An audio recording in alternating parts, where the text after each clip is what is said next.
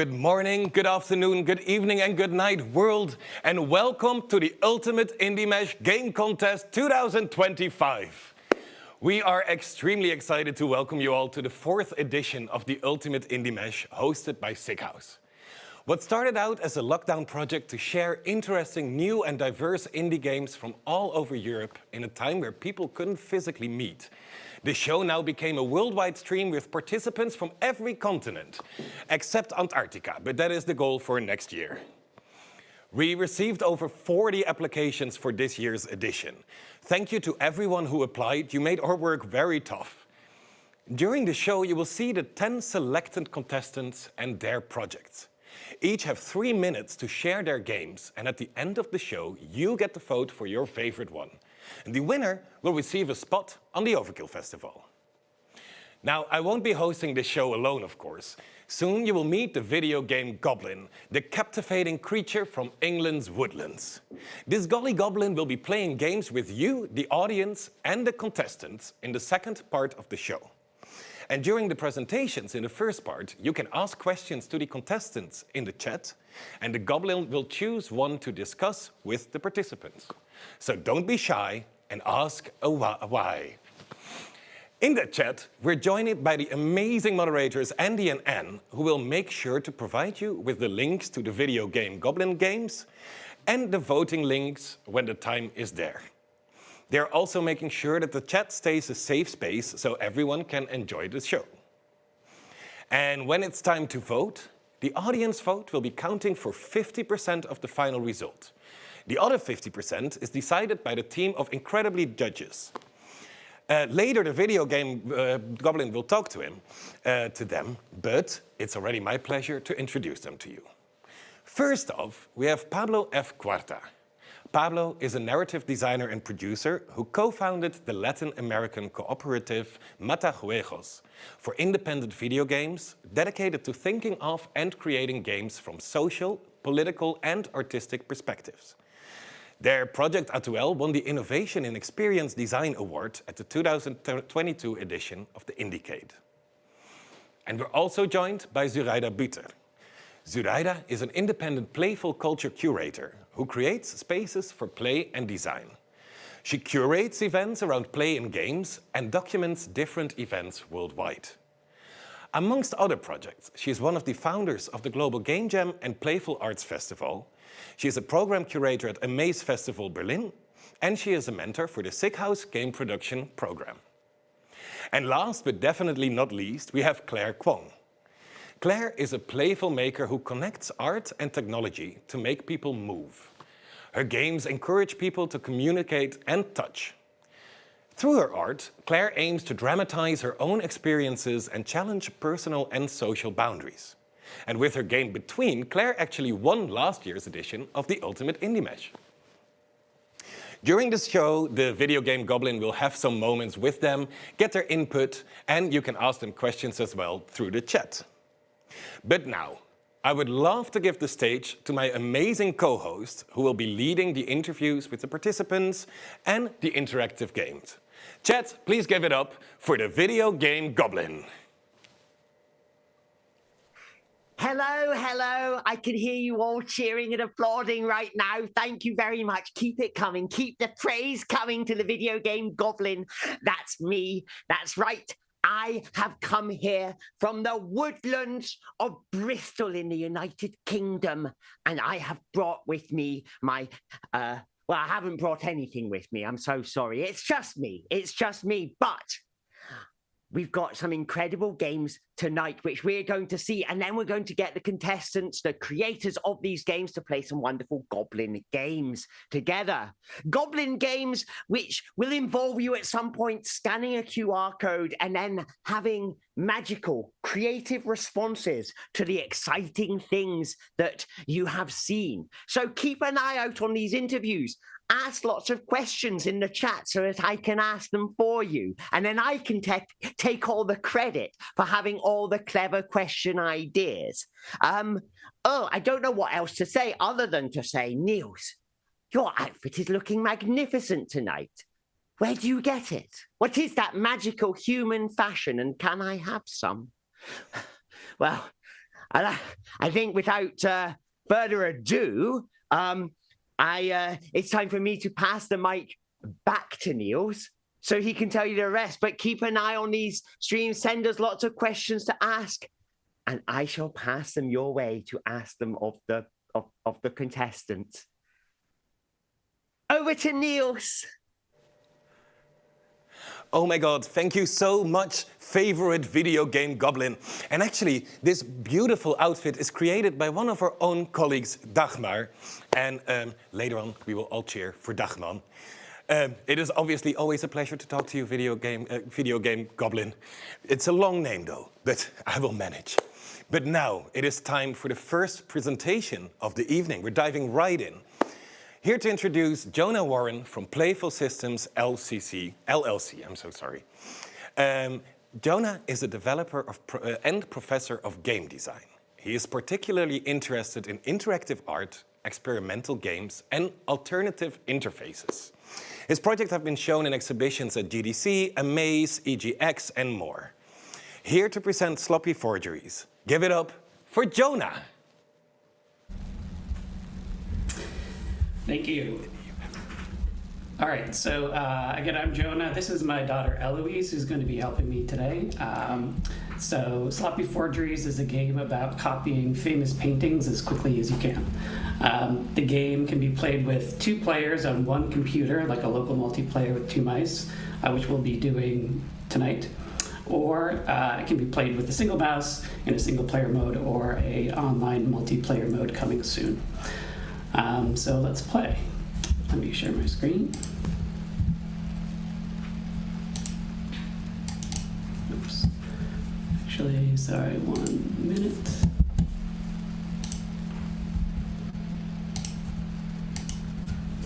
Okay.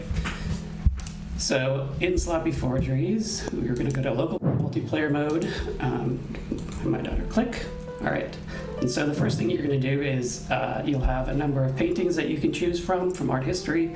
They've all been abstracted to 5 to 7 colors, some which are kind of harder and some which are easier. We'll do the Mona Lisa, and whenever you're ready, you can click play, and we'll get started. So the game usually has 3 minutes, but we're going to do 2 minutes for the sake of brevity. And you have 3 different brush sizes and 5 different or 7 different colors, however many there are, in the painting that you can choose from.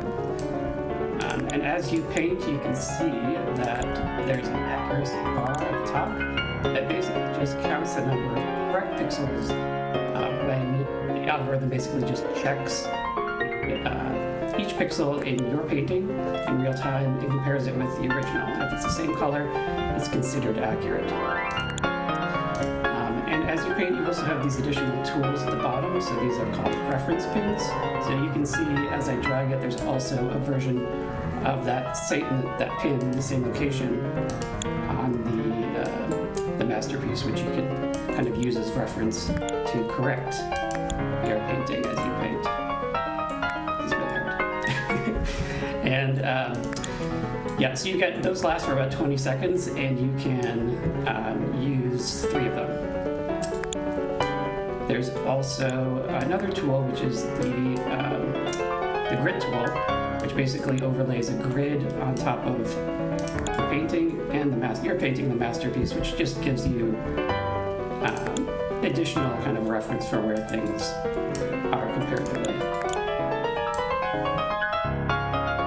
Concentrate here for a second. That'd be my daughter.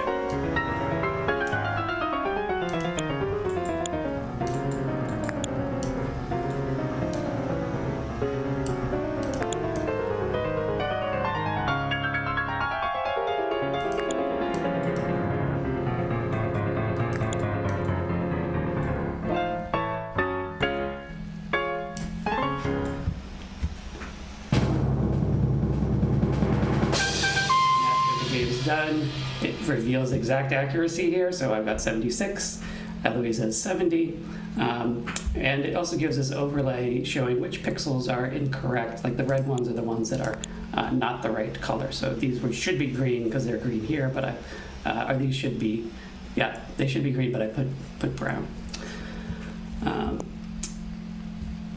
And so that's Sloppy Forgeries. If you're interested in finding out more information, you can go to sloppyforgeries.com, where it also has a link to Steam if you'd like to wishlist it. Thank you.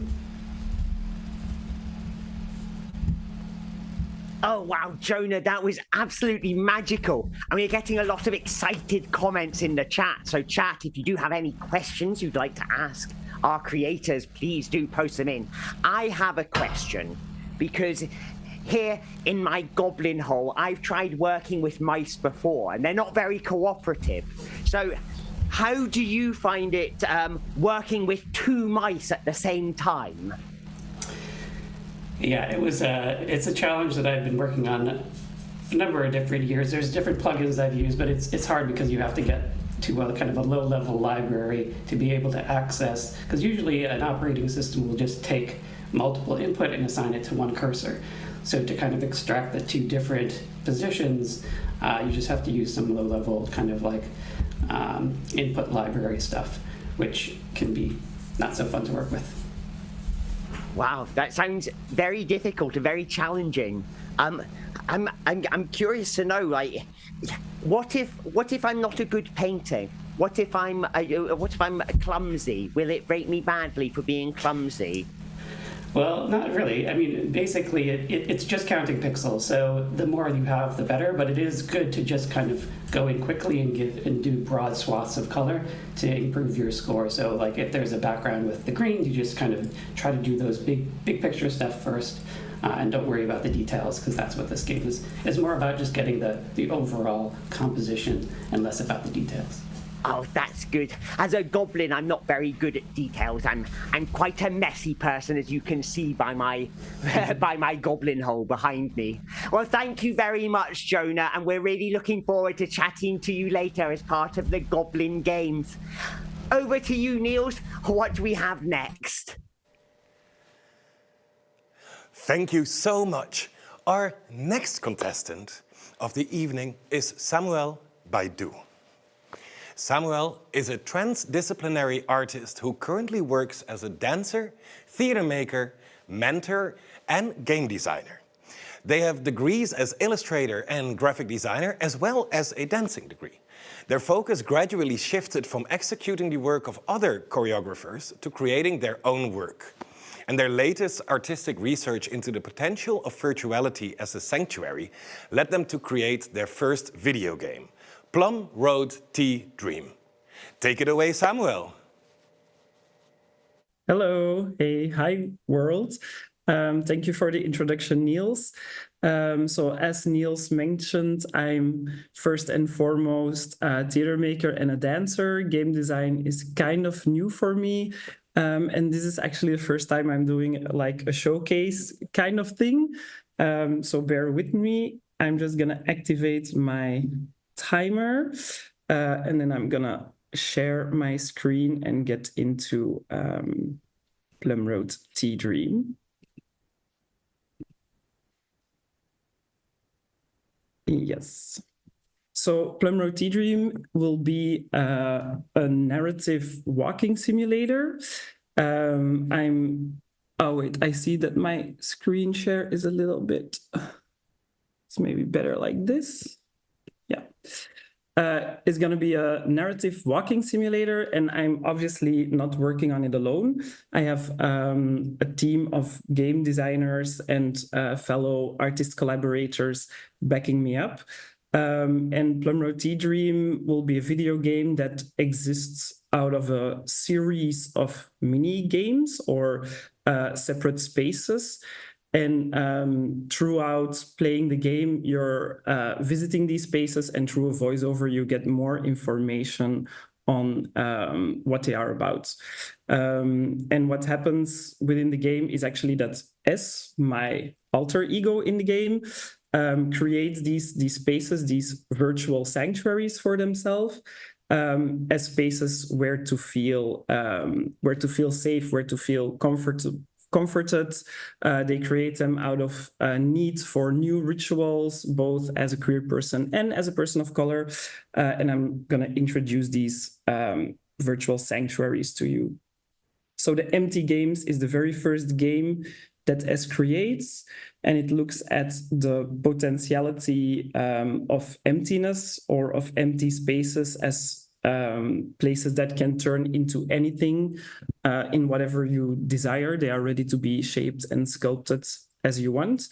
And from there, we go to the Gods Generator 3000, which is this weird game in which you pick up tablets that look like these and you feed them to a machine. And the machine makes them into an animistic god creature. And it questions if games could be a space also for reconnection to spirituality or the sublime, whatever transcends us. A mausoleum is a space designed for queer grief. And it's one of the only spaces that S imagine that they would love to build in real life one day. There is Lullaby, aka My Fairy Fountain, which compares the save point in a video game to a safe space, and it is my version of the fairy fountains found throughout Zelda games. TM Plant Care is a kind of coming out simulator, so it's about queerness and sexuality. The Sword of Sadness is a battle simulator that takes battle simulation as it happened in early Pokemon games, but infuses it with empathy. So you're trying to empathize with the creature that you're fighting rather than kill it. And the last two games are the Dream Garden, which focuses on rest, sleeping, and dreams for POC people, and the Sunrise Monument, which is my version of Stonehenge built towards the sunrise as a symbol of transformation and hope. Thank you very much. Those were the sanctuaries from Plumroad Tea Dream. Wow, Samuel, these are absolutely beautiful. And we're getting a lot of comments in the chat about how beautiful they are, how powerful the aesthetics are. And I understand that you're a dancer as well. Does your dance inspire you? Are some of these inspired by experiences that you've had in the world of dance? Nice question, thanks. Yeah, I feel like for me, yeah, illustration, dance, or now game design, which is new to me, somehow in my head, they're all the same thing. And I found a lot of my, let's say, movement or choreographic thoughts. I found it back in game design when it comes to leading the eye or choreographing the movements of the player through the space. I kind of feel like that's mainly where the dancer in me seeps into the video game. That's fascinating, and I really like that very kind of tangible thinking about the human being on the other side of the screen and how they would move as a body. Do you have a favorite space to move around within the game? Definitely Lullaby, My Fairy Fountain. Because it's has this gorgeous soundscape made to me by made for the game by a duo of artists that's really relaxing. So sometimes I just open this game and then I take a nap next to my computer. That is so beautiful. That's so lovely. I'm so glad that art and the act of creation and games can give you that wonderful, beautiful experience. Thank you so much, Samuel. This has been fascinating. I'm excited to speak to you in the Goblin games later. Thank you. But we have more games coming up, so I'm going to pass the microphone over magically to Niels in the studio. I got the microphone. And next up is Ines Alcolea. Ines is an award-winning fiction writer who sees art as a channel for meaningful conversations. She loves to explore the boundaries of normativity through essays, poetry, and impactful short stories, for books as well as video games. With over 10 years experience in the gaming industry, she also has a background in marketing and works on projects to boost talent from underrepresented genres. Here to present her immersive game System, give it up for Ines.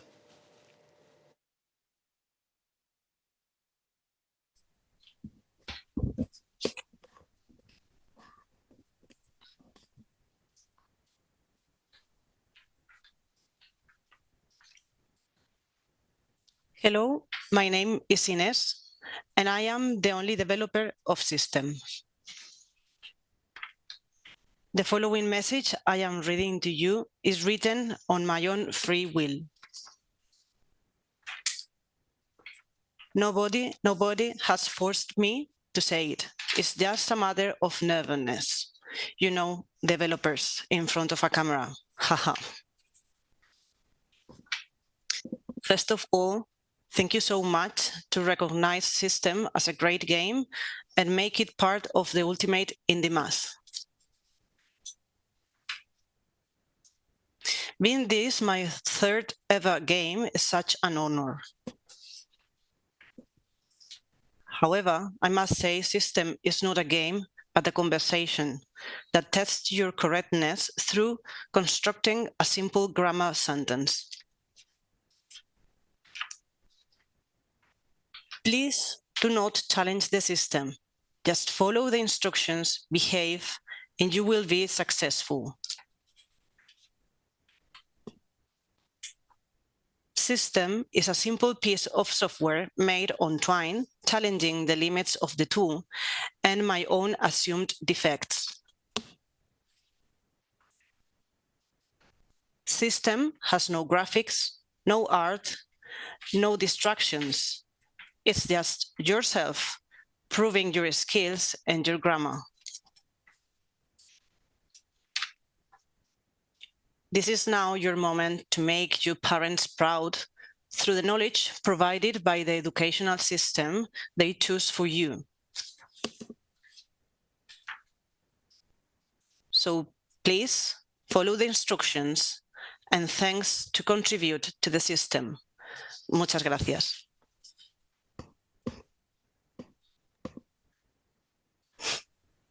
Well, that was terrifying. You seem relaxed now. You seem relaxed and have got through the process. Thank you to my friends.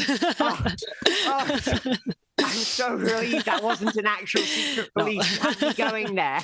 Yeah, it's just a little of theater. Muchas gracias. I was scared. It all seemed a little bit real for me there sometimes. Yeah. In Goblin Land, because I understand that, I was playing this before we came on and it was asking me a lot of questions about capitalism. And I kind of felt like there were only right answers or right answers according to someone. Now, Yeah. What is right and wrong, right? Yeah. In Goblin Land, we're thinking of implementing capitalism. We haven't done it yet. We're a little worried it might be inescapable if we do. Is that something we should be afraid of? Well, I think that part of the capitalism system is making you think that it's unescapable. Mm-hmm.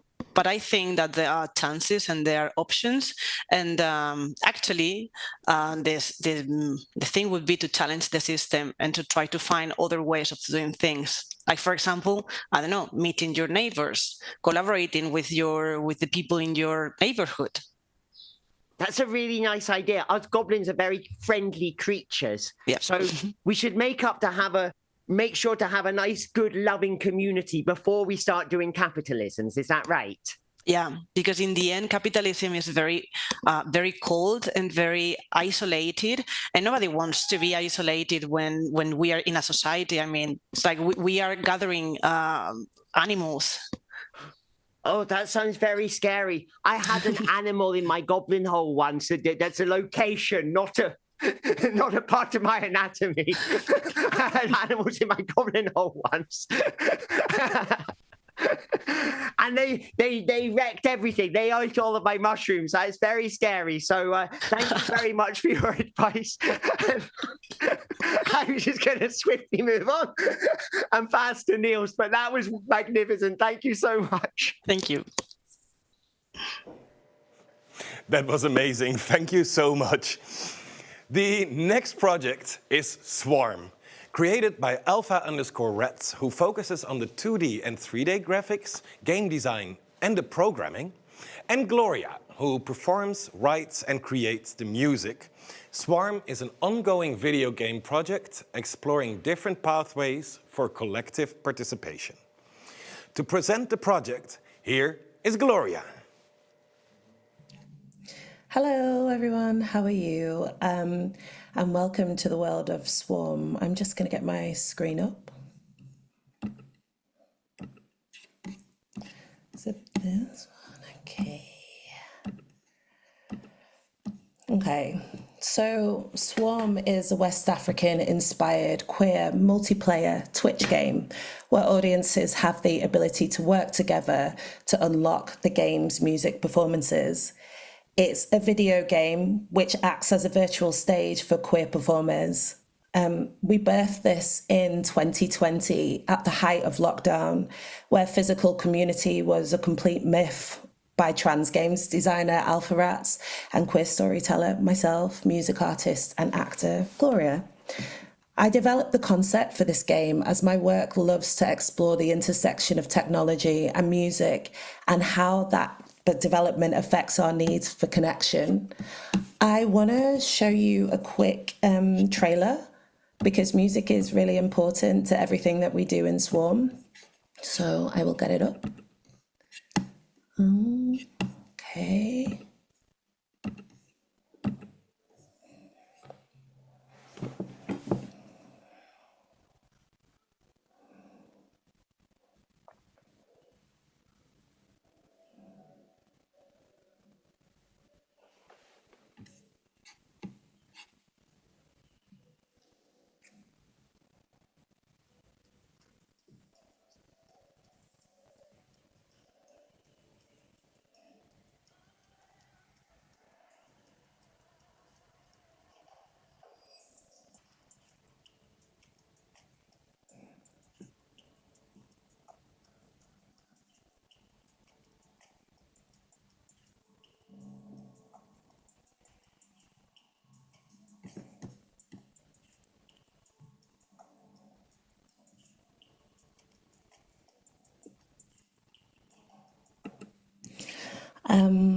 So Swarm gets the audience to work together, setting prompts in the chatbot as they travel through the world, unlocking game lore, which is filled with queer theory, non-binary theory, Nok folklore, which is the West African, Nigeria's oldest civilization, to complete challenges and ultimately unlock special live performances of music. You have your very own Nok baby who travels around with you and keeps you in check too, just in case you need to ask any questions. But basically with Swarm for Overkill, as you can see, the textures are very based on West African culture. And what we'd really like to do is, it's in its third iteration now. It's gone from a web-based Twitch game to a desktop game, and it's featured in art installations, and thousands of people have played it so far. But for Overkill Festival, we want to develop the fourth iteration of the game, an interactive live and online hybrid game show where audiences in the venue will be able to play the game together with those online, unlocking live performances in venue. And also we've captured lots of amazing queer artists from all around the world who we love to put their music into the game too. So it's going to be a lot of special sonic surprises, which with this game background, which I absolutely love. So thank you. Wow, Gloria, thank you so much. That was a beautiful presentation, and really stunned by the design of that space that we're moving through together. And I'm just picturing being there on a Twitch stream and being with a group of other people moving through that space. And it must have been wonderful to create that sense of community, especially at a time when people have, had to be so disconnected. Yeah, it was kind of a crazy time, and I was missing physical touch, missing my friends, and also wondering how to connect with people on a global level, and came up with this idea, and it was brought to life beautifully by Alpha Rats, and I'm really, really happy. We are both really happy with the outcome. So, and I love that you incorporated dance into it as well. I've never seen a game with a live physical dancer. Were they dancing in real time? So that's me. I just shaved all my hair off now, but me with my braids. Yes. So this is point cloud technology, and we incorporated that. So it can be done two ways. It can be incorporated live, and that's an Alpha Rats question because she does all the technology. But we also basically we pre-recorded it. It's actually music performances, so it's dance music, and yeah, it's lots of music in there. So, and the swarm basically flies around the performances and can interact, etc. So it's really beautiful. It's really, really exciting. So I just one more question from me is, where do we go to see these exciting performances? Yeah, big question. So it's not currently on Twitch at the moment, but we will be bringing it back. But for now, to go and see it, I think the best place is to check out Alpha Rats' website. So it's alpharats.com/talks/swarm. And that has the trailer on it. It has one of the first ever live streams of it. And yeah, more to come. Thank you so much, Gloria. This has been fascinating. And I see we do have a question come through in chat. Unfortunately, we are going to have to move on. But Pablo, I will keep an eye on your question, and we'll be bringing up all these questions later on in the show when we play our Goblin games. So audience, please do keep on typing your questions into the chat. Even if we don't get to them in this segment, we will be revisiting them. So thank you very much, Gloria. Niels, let's hear for the next contestant. Thank you so much. The next presentation is by the collective Outer Place from Esther and Joanna. Outer Place is a young studio specializing in art games and playful projects for social impact. Joanna is a creator of games and playful media who is curious about reflecting on established game design conventions, whereas Esther is a playful adventurer in the realms of games and is drawn to the illustrating human experiences. Now, after this presentation, we will have a 5-minute presentation break in which the video game Goblin will check in with our esteemed panel of judges. But for now, give it up for Outer Place.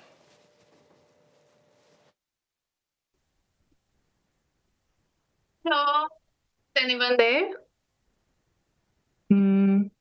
Hi. Can you Gonna see try. it? Yeah, I'm gonna try. I'm gonna try reaching it. Mm. I almost got it. Can you try? Yeah, it is stuck. Yeah, it's not coming Oh, out. it Can you Okay. pull it out? Oh, it's good. Wow. Yeah, it's fine.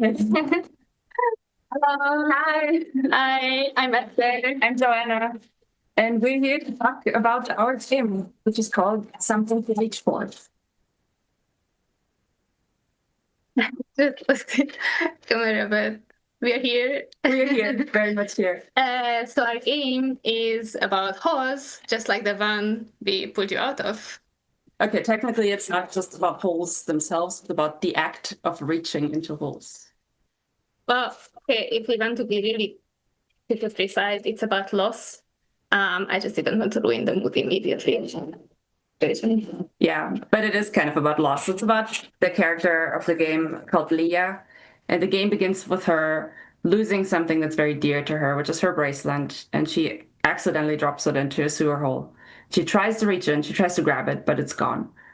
And from then begins this kind of journey of her developing this habit of just reaching into any hole and nook and cranny in the city that she comes across just to see if there's something in it. And we follow her on this journey of discovery, but also of coping. And as the player, you control Leah's hand, and you can make decisions whether you want to reach into a hole or not reach into a hole. Or if you reach into a hole and you find something, would you keep it or would you just put it back and leave it there? So in this way, you can discover different narratives. Yeah, so for example, there's this little love letter that you can find in the game. And it's very clearly not meant for you, but you can find it and you can pull it out of the hole. And then the question is, do you put it back or do you just hold on to it? Okay, so you still have it? Yeah. Okay. Well, the way this works is that you as the player control the mouse. So you move the mouse up and down, and through that you control the movement of Leah's hand as it reaches into a hole or pulls back. You decide. And that's how you play the game. That's how you make decisions. And all the images that you can see in the game are pictures taken in real life and modified. So let me just show you something. For example, here's this lion statue. I had to travel to Italy to photograph this, and then we turned this into this picture. It received a little dental touch-up, so the hand can go in nicely. And then so I also had to buy a donut and then just make this into an asset. I actually had to buy two because so the first one wasn't the right picture and just okay, sorry. Yeah, super tough being a game developer, right? It is. But I think we've talked for long enough, so we'll just hand back the audience to the Game Goblin. Oh yes, I'm here. Questions. Oh, I've been watching with great interest. I have a story about this morning I went and I found a sewer to reach in, and I found this delicious wet sock. Oh, amazing. You can see it's dripping. That's a treasure there. Yes, so I'm keeping it in a glass so it can fester for a little while, and that's going to be my dinner later. Ah, fantastic. That Yes. sounds amazing. Good for When you. I was playing, I am amazing. Thank you. When I was playing the game, I thought it was all very poetic. Like each little screen was like a little. You have a thing to reach for, and you get a little poem with it. Is that? Are you two both poets? Yeah, that's flattering compliment. Yes. Well, I wouldn't say we see each other as poets, but we're definitely drawn to making these games that are a bit on the artistic side, and we both love writing, so that definitely factored into it. Well, as a goblin with a lot of literary taste, I loved how concise it was. Each screen was very simple. It was one idea and maybe one or two ways to respond, and very simple choices and beautiful illustrations. Can you tell us a little bit about how you designed these things for us to reach for? Thank you. So it was definitely a goal to have it a polished, concise, a game and without any fluff. And for the scenes that we have, we were very limited by the things we could photograph. So we were going around in the city and always keeping an eye for objects that would fit. Also the angle, because all the angles are like the hands going up, right? So basically just the stuff we found on the street. I think it changed the way we look at the world permanently. Yeah. And how do you see the world differently now? We just see holes everywhere. Yeah. Terrifying. Well, don't fall into them. There might be moldy old socks inside, and I want those for my dinner. Thank you very much. Can I bring them to you? Actually, everybody reach into the holes in the street and send anything you find to me, the video game Goblin. I'm very hungry right now. I've got a hankering for socks. So thank you very much for your time, and we're going to be speaking to you again in the Goblin games later. But first, I pass. Do I pass to? I think I pass to Niels, or do I pass to the judges? I think I pass to the judges now. Are judges going to... Oh, I see judges. Hello, judges. Hello, Hello. Hi. Yes, I hear a judge as well. Hello, Pablo. How are you doing? Hello. Great. And here's Arida. And do we hear Claire as well? Yes. Ah, fantastic. Well, thank you very much for coming along. Are you having a lovely day? Yeah. Yes. Yeah, absolutely. These games are great. Brilliant. Was it quite difficult to choose your favorites? Yeah. I don't think we've done that yet. We're done? Oh, No, yes. we're not done yet. We need No, more. you've just done that on your own. You haven't debated yet. I guess that will come later, won't it? Yeah. Yeah. Debate? There'll be a lot of fighting. Yes, absolutely. Mm-hmm. We have our pillows ready. I'm going to Sorry? fly to Argentina to fight Pablo. Yes, it'll take a while. Deliberation might take a couple of days. Well, I want you to promise that there won't be any, like, no bloodshed, no mean fighting, just verbal fighting, okay? Okay, fine. And no rude words. You're not allowed to call each other names. Do you promise? I'm not hearing any promises yet. I love everyone. Yes, I promise. Claire doesn't promise, but I'm sure deep down she's just as pacifistic as the rest of you. So what do you find yourselves looking for in games? What thing sparks your sense of goblin imagination?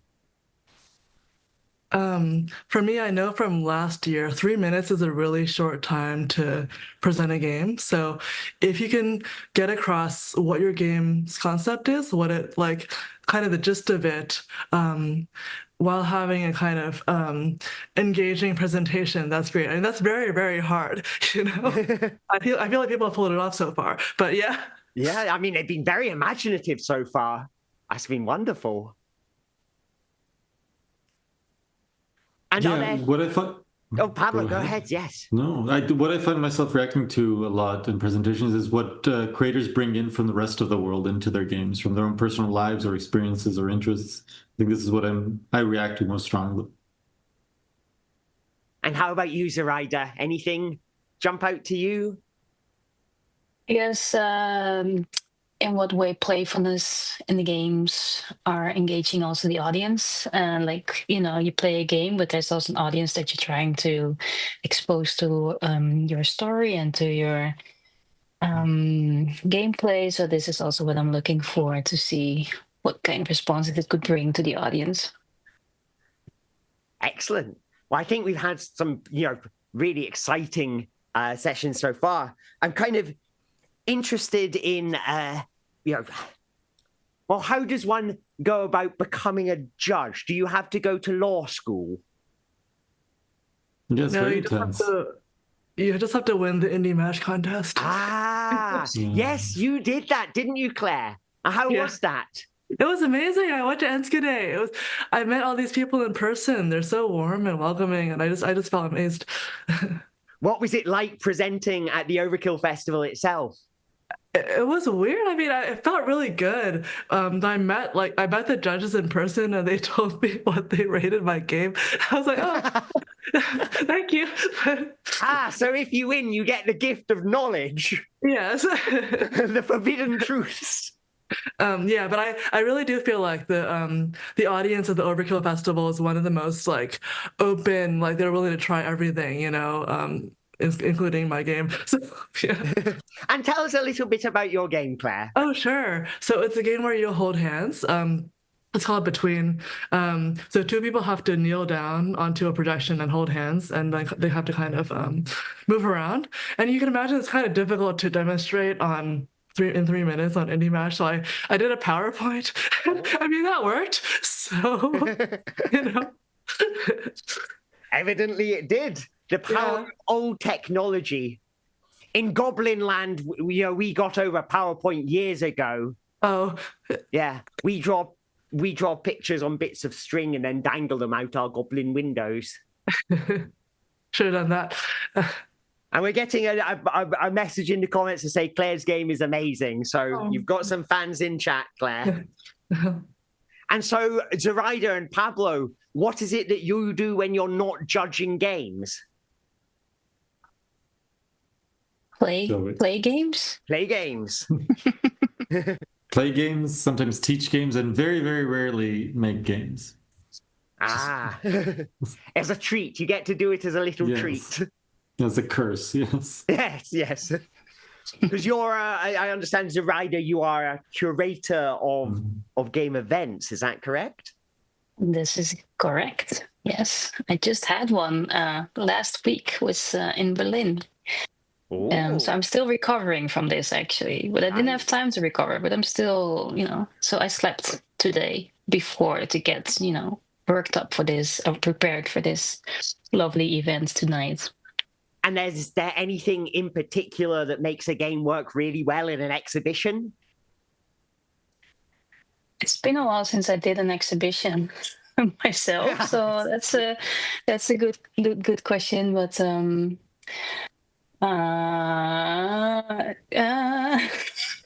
sorry, I didn't mean to put you on the spot. That's for the Goblin Games later, is when I give people difficult questions.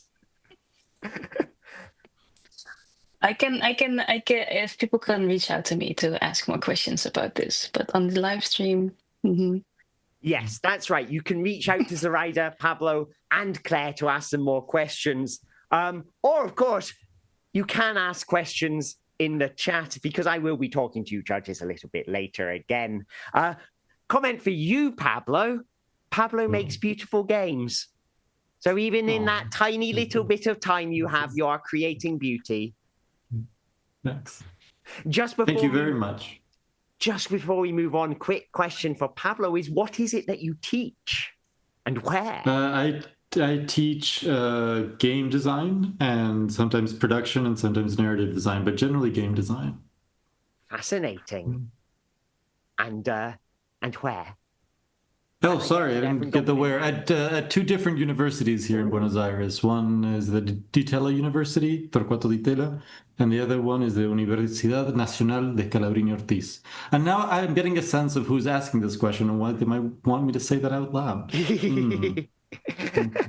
Well, thank you very much, judges. I hope you can take on the difficult challenge of picking a favorite from these 10 incredible finalists. I hope you can take on that difficult challenge with honor and grace and courage. Do you believe in yourselves, judges? Of course. Well, we believe in you too. Let's have Thank you. Lots of love for our judges and lots of love for Niels back in the studio.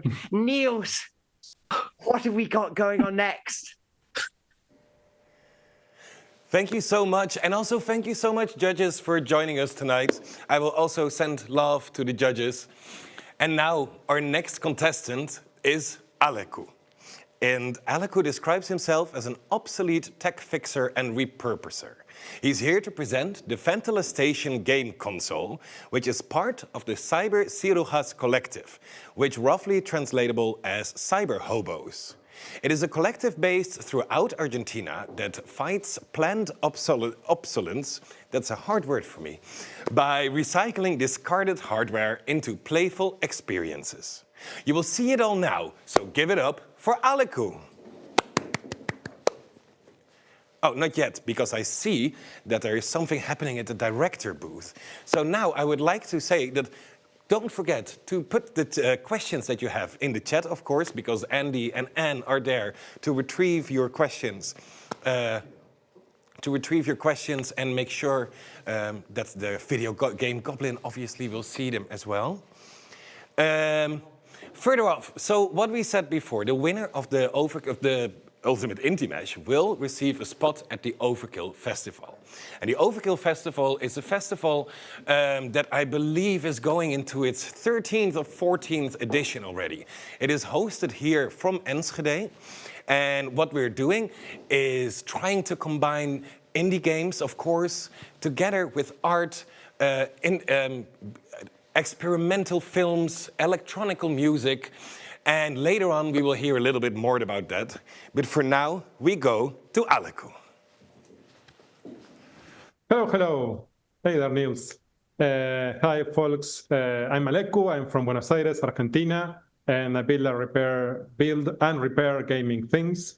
I'm part of this collective that Neil was explaining. It's Cyber Cirujas, and yes, we translate it like cyber scavengers or cyber hobos, something like that. And we fight planned obsolescences.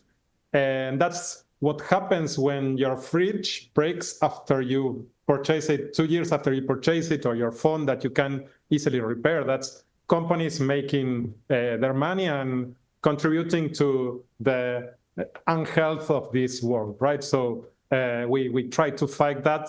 And we do that by gathering all technology that's sitting around from dumpsters and also getting some donations And with some care and some free software, we turn them into working computer for people in need, which in our country, it's a growing part of our population. So yeah, it's not a great thing, but yeah, we try to do our best. And if some of that tech, we cannot fix it, we turn it into art and gaming pieces, like my biggest fan over here, right? Where I built a microcontroller with MicroPython and a bunch of LEDs. And so I turn it into the first gaming console from South America. It's fully open sourced. All of the electronic schematics and the 3D models are freely available on GitHub. So if you have a spare fan, or you have a, I don't know, a washing machine that's not washing quite right, then you can turn it into a ventilation station like this as well, right? So what else? There are already a few games, old school demos, and some artwork that has been created for the fan, but let me just show it in working. You can play either some of the games you get to play with a joystick. So here's the game where you control a spaceship and you need to destroy all of these ugly monsters. Or there's another game over here where you use this thing that was part of lab equipment, and you get to control this red tiny dot through this maze that's coming at you, right? But yes, these are a few of the games. And also, when it's not working as a game console, it starts showing some artwork from people all around the country as well, right? So all of this has, all of the games and all of the artwork and even some old school demos have been contributed by folks in the indie games making communities here in Argentina. And making new games for this console, I tried to make it really easy by using MicroPython, which is a computer language. The very first Python was built in the Netherlands as well, so it's like a circle going back to you. So, and also, if you haven't yet spent all the money to build your own ventilation station, or you still haven't gotten all of the part, or you're not great with the solder, you can download an emulator that allows you to build your games in your own computer. As of last Wednesday, using this emulator, we have started a games jam, and 6 new games are being developed as we speak. And in 2 weeks' time, they will be presented at the Cibercirujagas event in downtown Buenos Aires. So if any of you hear any developers or artists in the crowd for the Ultimate Indie Mash crowd want to download the emulator and give building games a try, please do so. Do send them my way so I can show it at further Ciberciruja events, and hopefully at the Overkill Festival too by the end of the year. So that's it. Thanks a lot. Aleku, that's amazing. It's a beautiful, beautiful machine. It's gorgeous. And just to think that you can make this out of discarded materials. See, I have a lot of discarded materials that I've made into this backdrop, but it's not as nearly as beautiful as a ventilation station. I would love a hat like yours covered in all of those vines. I still wondering, where do you grow those? Do you keep soil in a pocket or something like that? Oh, I'm made of soil. That explains it. Yeah. Oh, is it not obvious? I thought I do try to hide it under all the green makeup, but I am actually made of soil. That's lovely, man. Yeah, thank you. We've got a lot of people in the audience saying that they are big fans already. And greetings from Argentina. Argentinians are so great, creative and inspiring. So, I think you are a creative ambassador tonight. So thank you very much for showing us this. There is 2 questions here. What would you need to build a ventilation station? Well, you need to go into GitHub. There's this repo, github.com/ventilation VSDK, which is Ventilation Software Development Kit or something like that, right? Anyway, do follow me on Instagram at Aleku83, and then you will find all of the links to all the things I'm saying right now. So yeah, you will need like a big fan or a washing machine or something like that that you're not using, and some very specific LEDs and some very specific but cheap microcontroller. I think those are the main things. Brilliant. And we've even got someone in chat suggesting that if you built it into a washing machine, you could maybe even use the buttons on the washing machine to control the game. Do you think that would be possible? Absolutely. Yeah. You need to keep them as far away from the spinning thing as possible. That's my only recommendation. I think that's good advice for life as well. Spinning things can be very dangerous. You can get dizzy from spinning things. I have some experience with hardware and doing things not in the proper way. So yeah, I've learned my lesson. Okay, wow. Well, we might get to hear some of your scary stories later in the Goblin games. But for now, alas, that is all the time we have for you. And we are going to go back to Niels, who is going to introduce our next game. Thank you so much, Aleku. Thank you so much. The Shaman, the Outsider, and the Diet of Worms is a project by Stanwix Buster. He is a narrative game developer who makes experiences that are satirical, horrifying, or queer, and sometimes all at once. He makes games for exactly 3 people to lose their minds. The project features art and graphic design by Ren Computer Milk, an artist inspired by the old web, ringtone commercials, and that one bizarre edutainment game you were playing when you were 6 years old. Give it up for Stanwix Buster. Hello everyone. So I'm Stanley and I'm going to be showcasing my game. It's a piece of ergodic fiction based around this in-universe book, which is called The Shaman, the Outsider, and the Diet of Worms. It's an autobiography detailing an anthropologist's expedition into a remote village. And you can read this book entirely yourself. It's a PDF. You can read all 90 pages of it. And you can also look at the in-universe Wikipedia page about it. And you can check out the wiki page as it is live right now. And this has been published 400 years after the book came out. You can then check out some of the edit history, seeing some of the revisions, seeing what people have added, seeing what people have taken away. You can then start looking into the discussion that people have left on this, seeing what they think of the article, what they think of the book, what they think to improve or maybe not so improve it.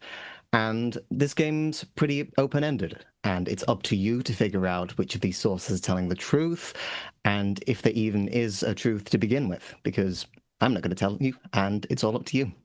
Thank you. Stanley, that is fascinating. So... So as I say as I understand it, I've played around with it, so I know the answer to this question. But people go in and they have the book, they have the website, then it just kind of leaves them to it. Is that correct? It really is, yeah. It's something that's very different from the stuff I've done before, where it's more on the players just going in and just coming up with their own theories, discussing with their friends, just coming to me and desperately asking me for answers, that kind of thing. Is that quite scary as a designer to kind of let your audience, let your players, let your readers kind of off the leash like that? It really is, because a lot of my previous stuff is stuff that was a lot more standard, some more linear narratives, and just, okay, this is what happens, this happens next. Now you know the ending. This was a lot more, I was kind of worried if, once I put all the effort in and released it, would people get it, so to speak, or would they enjoy it, or would people just go, oh, this is weird, I don't really like this, I'm just going to move on to the next thing. But I got quite a shockingly positive response to it. So I think that allayed pretty much any sort of fear I had with it. Yeah, that's brilliant. And it is a fascinating piece. It's like a like a rabbit's warren. And I know a few rabbit's warrens because I go down them looking for old socks. But it's like a rabbit's warren of information, and you've got this printed books with notes in the margin. And what order do people tend to read it in? Do they start at the beginning and work their way down, or do they dot around through all the different sources? So it's a fun one because a lot of people I found, they either just have a little look at the wiki page and they just go, oh, this is interesting, then move on. A lot of people usually start with the wiki page, and then sometimes people don't even realize that there is a book attached to it. So they'll just go, oh, this Wikipedia page is quite interesting.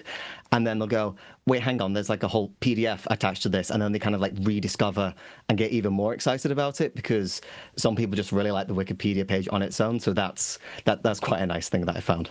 Yeah. And then quick comment from the audience, love the hat. I'm assuming that's directed at you, even though my hat is magnificent. But the fact that it's come through now, while I've been on screen for an hour at this point, unless it's someone just tuning in which case, thank you very much. But the actual question is, what led you to the Wikipedia format? So it was this whole thing. The background of this is that it's a world that I've been working on for quite some time, to be honest. And I think it was playing Neurocracy that made me go, oh, like doing this Wikipedia format, this looks really interesting and fun, and I kind of want to do my own spin of it. But like the way that I'm hoping to do more of these little pieces in this little project I'm doing is that I wanted it to be more character driven, and it's more about the editors making their edits and like their like motivations for having a certain perspective on something or trying to shift stuff, rather than like Neurocracy, which is a brilliant game, highly recommend it. It's more about just like the overarching world, if that makes sense. That does make sense. Well, thank you very much, Stanley, and I'm looking forward to chatting to you a bit more during the Goblin games.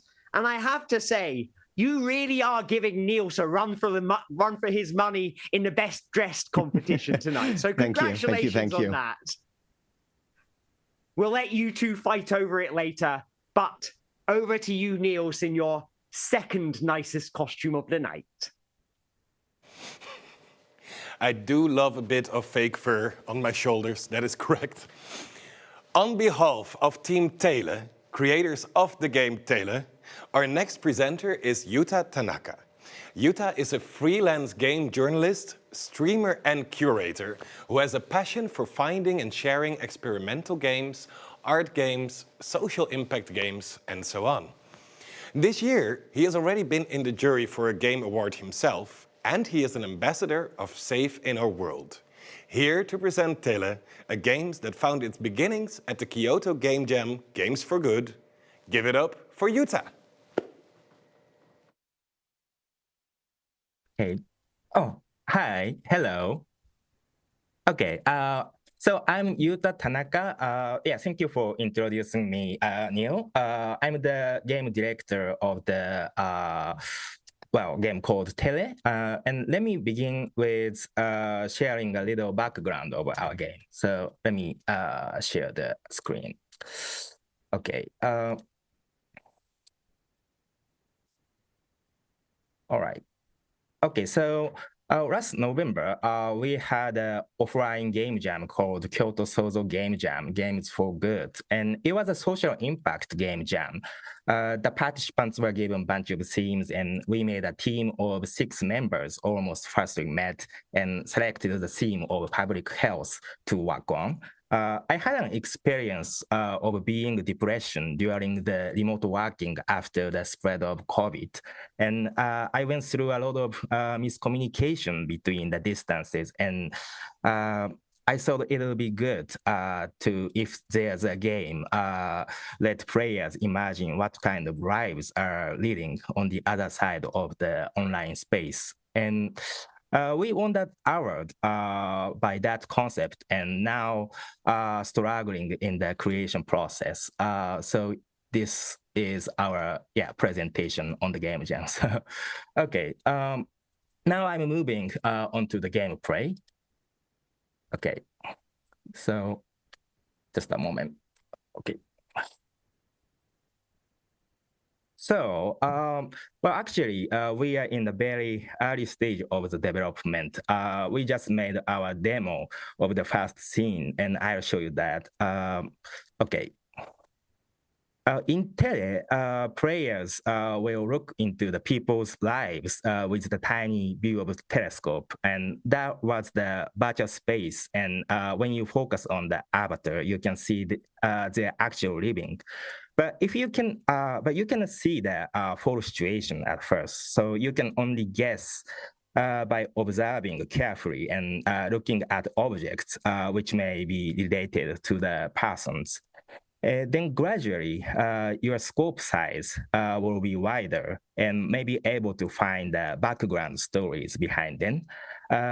And okay, I'll skip a little bit, but okay. So, okay. And yeah, and there's some secret as well. So, and okay, and there will be more avatars and persons in the full version. And okay.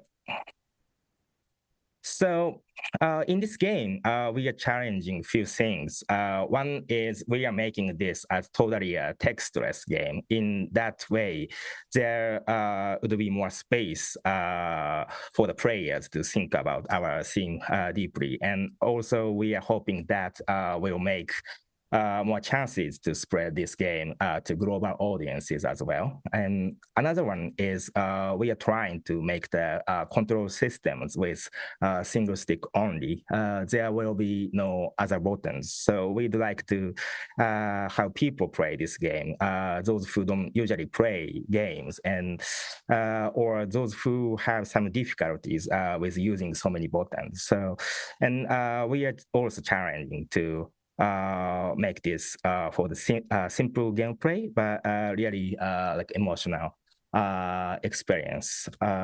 Okay, and yeah, and that's it for the presentation. Thank you for listening.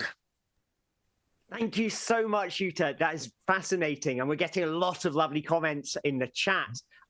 Beautiful gameplay, nice mechanics, people who love the kind of the textless storytelling. Could you tell us a bit about that? Like how do you tell a story without words? Oh, okay. So yeah.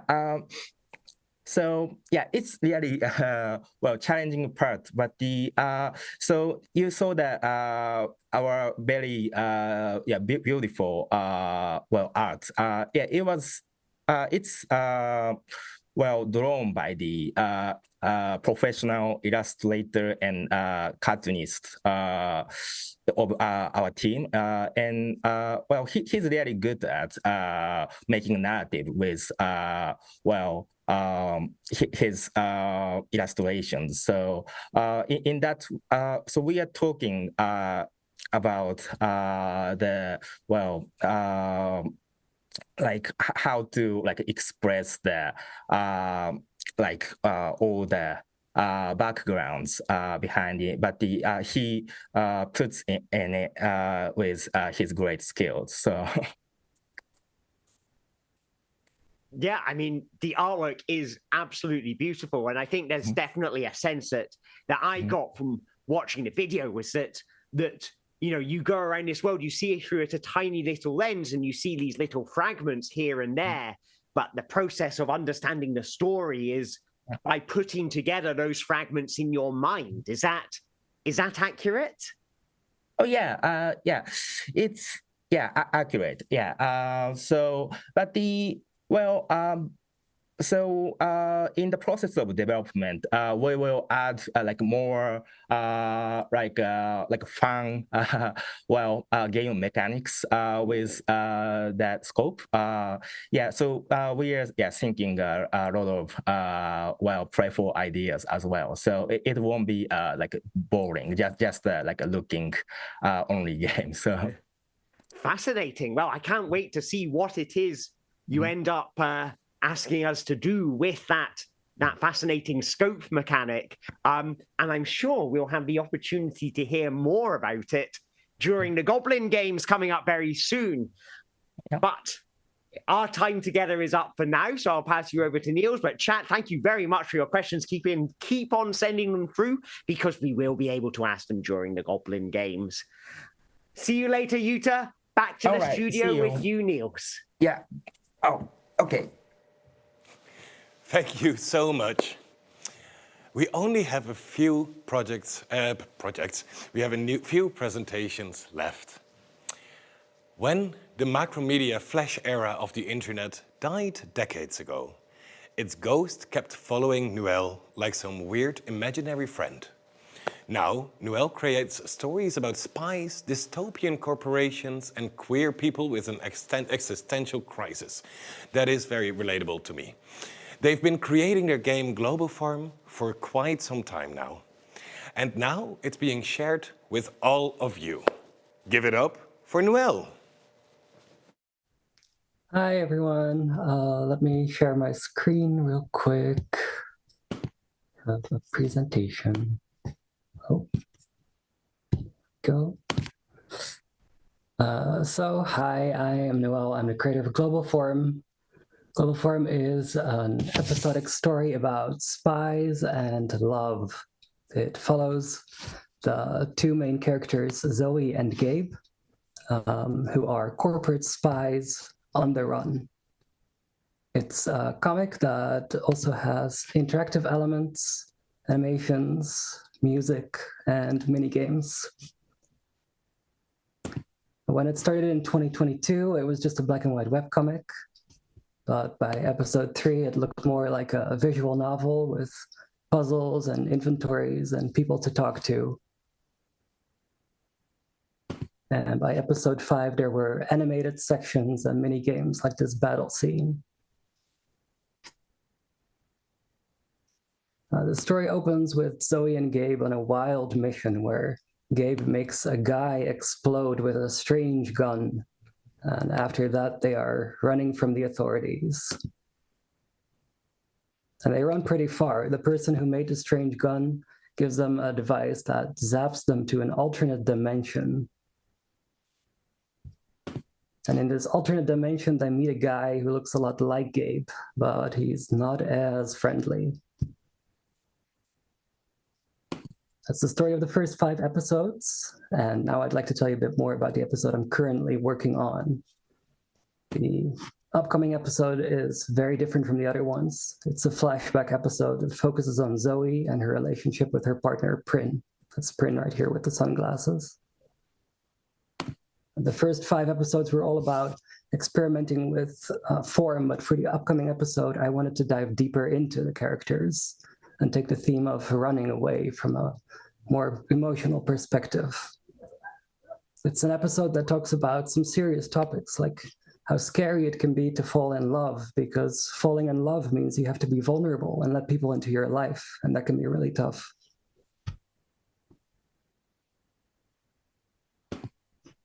For this episode, I also wanted a more realistic setting. I traveled to real-life locations, and I included them in the story, like this art gallery in San Francisco. I've been working on this episode for quite a while. All the other episodes took a few months to complete, but this one has been in development for about 2 years, and it's almost ready to be released. And that's Global Farm. You can play the first 5 episodes on globalfarm.com, and episode 6 is coming later this year. Thank you so much, Neil. That was wonderful. And I am very excited to see episode 6 coming this year. I'm waiting on tenterhooks. I did really enjoy reading the first 5 episodes. And I've said episodes and issues in basically the same sentence to describe the thing. I mean, this is a combination of comics and interactive games. What is it about each medium that draws you to combine them together? That's a good question. I guess what it is I started out with just a webcomic because I thought that would be easy. And then as I started working on it, I kept having these ideas of like, oh, it would be so cool if it moved a little, or if it had like something you could click on, or there's like this fight scene, I was like, oh, but this should be like a Pokemon thing. So I think it's more like an intuitive thing of what makes sense for the story for me. We've got a comment in the chat from someone saying that they really love the mechanics that you put in Chapter 5, and they have a lovely flow to them. Are there more mechanics that you want to add in future chapters? Yes, but I'm not going to share them yet. I have some pretty exciting sections for episode 6. Right. Well, I shall keep them under... Well, I was going to say keep them under my Goblin hat, but that doesn't make sense because it's under your hat, because I have no idea what they are either. But I'm very excited to find out. And globoform.com, that is where to go to see each upcoming episode? That's right. Fantastic. Well, Newell, thank you very much. I'm really excited to see it, really excited to talk more about it during the Goblin Games. Thank you for your time. Let's go back to the studio with Niels. Thank you. Thank you so much. And this also means that it's already time for the last presentation of the evening. Rainy Floyn is a game developer who loves personal, emotional and thoughtful games, and games that tell a story about a perspective you might not have heard before. They want to challenge people with what they think of as a game. In the future, they hope to make political games and games that pass on stories. Here to present body-focused repetitive behavior, give it up for Ray. Hello. I'm going to share my screen. I've got a presentation.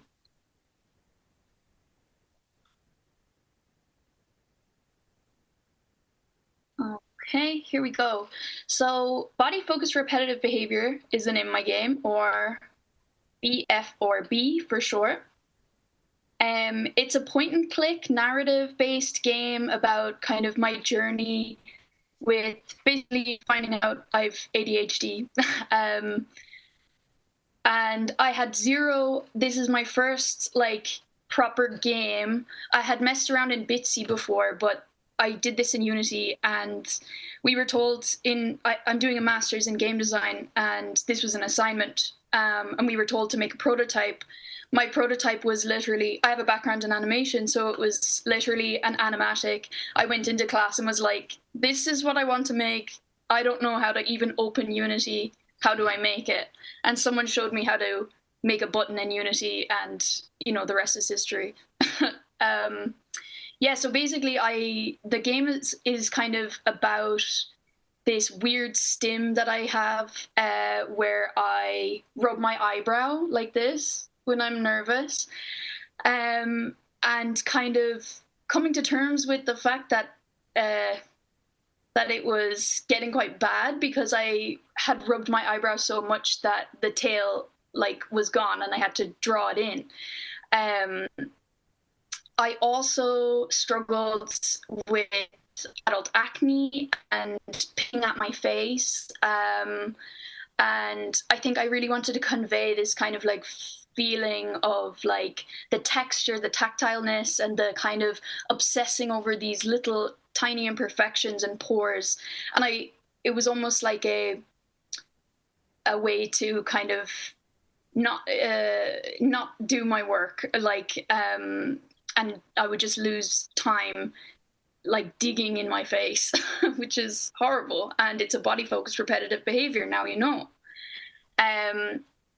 Yeah, and I also wanted to kind of capture the kind of franticness of trying to treat these kinds of things, trying to stop yourself from touching your face, trying to stop yourself from doing this thing that you feel so compelled to do, and also all of the products that you end up buying with regards to the acne side of things. And some of them make it worse, some of them make it better, but then they start making it worse again. And just that kind of feeling trapped in this kind of like cycle of products, the K-beauty, the birth control pills, the acne side cream that bleaches your pillowcase, like I've tried it all, you know? And I wanted to kind of just keep it really flat. I was kind of inspired by flat games, and kept it really scrapbooky and kind of multimedia-ish, to keep it really personal, like it's kind of on my diary, and I'm kind of letting you in on this experience that I have, and kind of, I guess, educate people about. I never thought that I had ADHD or seemed like I was someone with ADHD or neurodivergent, whatever. And I guess it's been really nice having other people, especially other girls, I guess, or yeah, coming to me being like, I experienced this too, or I pick my face, or people who bite their nails very badly, or all of that kind of stuff. So yeah, that's been a really nice side of the project. And you can find me here on Instagram at the moment. I'm fundraising for some Palestinian families, so I would really appreciate if people went and checked that out. Thank you. Thank you very much. This is gorgeous, and I can see the other contestants are applauding in the camera feed right now. We're getting lovely comments in the chat. The art for this is gorgeous, and people saying it's very relatable as well, which I guess must be quite heartwarming to hear. Especially when it's something so personal. Was it difficult to take something so personal and put it out there into the world? I think it was a little bit, because that's not the style of thing I usually would have done. And so I kind of really dug deep on it and was like, you know what, I'm just going to make a game about this because I'm stressing so much. I can't think of an idea for this assignment, so why don't I just make it about this? And yeah. No, I mean, it's fascinating. I think that, takes a lot of courage to do, but, that response that you get of people connecting to it. And I guess, you get to feel, understood, and they get to feel understood. That's, the power of art and expression, really, isn't it? It brings us together. Yeah, definitely. I definitely connected with a lot of people when I showed it at our end of year show. And I definitely connected with a lot of people who were like, oh my God, are you the person who made the body focused repetitive behavior game? Like, I pick my skin, and, what do you do to stop all this kind of stuff. So it was nice to just relate. But I think as well, I kept it quite light. I kept it quite light. I didn't want it to be too poor me, or also not too toxically positive. I feel like I didn't want to wrap up the game and be like, and now I'm cured, because I still do it. You've probably seen me do it in the waiting room. So yeah. And the art, this is a question from the audience. Did you do the art for it as well? Yeah, everything is done by me.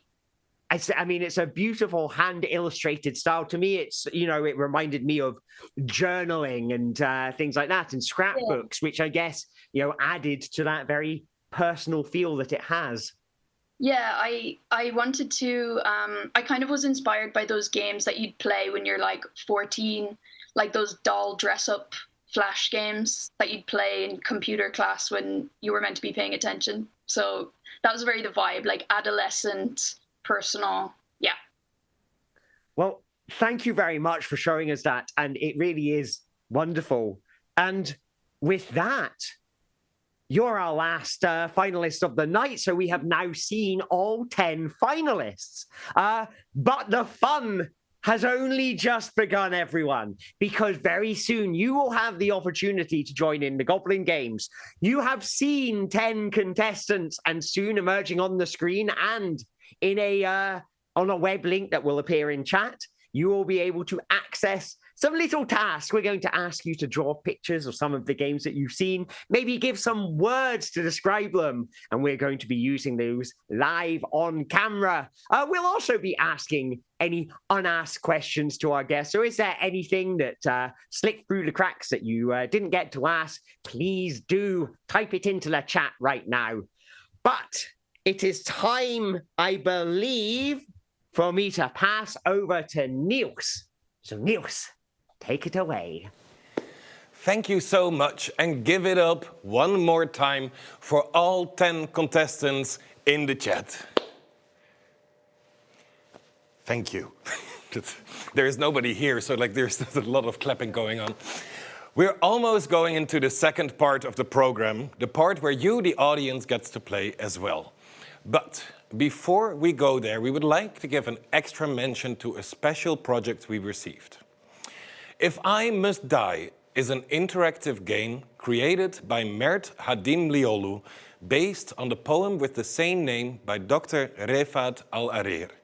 5 weeks before he was killed in an airstrike in Gaza, Dr. Al-Arir wrote this poem in which he states, "If I must die, you must live to tell my story." The interactive project by Mert is aiming to do exactly that, telling Dr. Al-Arir's story. This is a work in progress, but we would love to share support for this project already. At the end of the show, you will find the link to the first trailer in the chat, so make sure to check that out. And if you want to help yourself, you can join the network Palestinian Voices in Games and support the production of games by Palestinian creators. This link will also be in the chat at the end of the show. The medium of games is one where art, literature, film, music, animation, everything comes together. We use games to relax, to have fun, but also to learn, to explore, and to share. And telling important stories through the lens of games is a unique way to broaden our horizons and find community.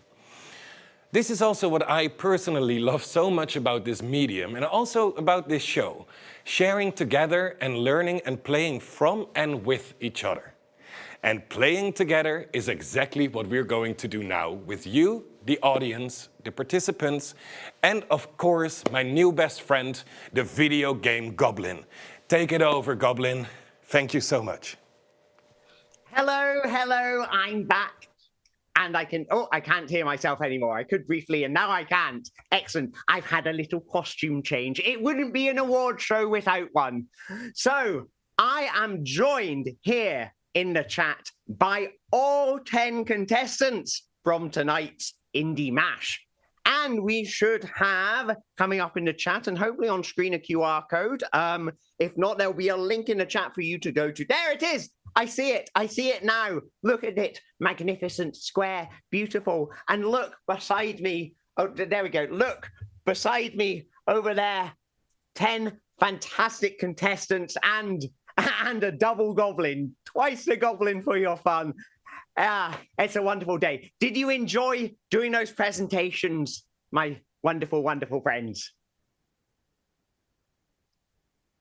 I'm seeing a lot of thumbs up.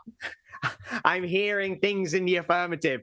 So, what we should have, I'm going to do some little clicking around on my screen because we have an interactive segment coming up and I have lost the Chrome window that I need to be looking at. Let's see. Excellent, excellent. So I'm going to start screen sharing now, and everybody will be able to see the screen for the Goblin games that we're going to play. Where are they? There we go. Sharing now. Can you see it? There we go. Honorable guests, can you see it on your screens right now? So what we are doing tonight is we are asking our audience to draw all of your games. And so we're going to have little pictures of your games coming up on the screen in front of us. And so our first little game we'd like you to do is guess which of your games people are drawing. Would you like to have a little go at that? Yes? Excellent.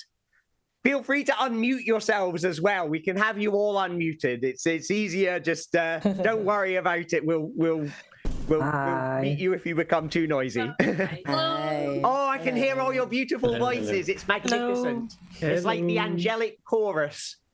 The angelic chorus of the crows that I used to make this outfit.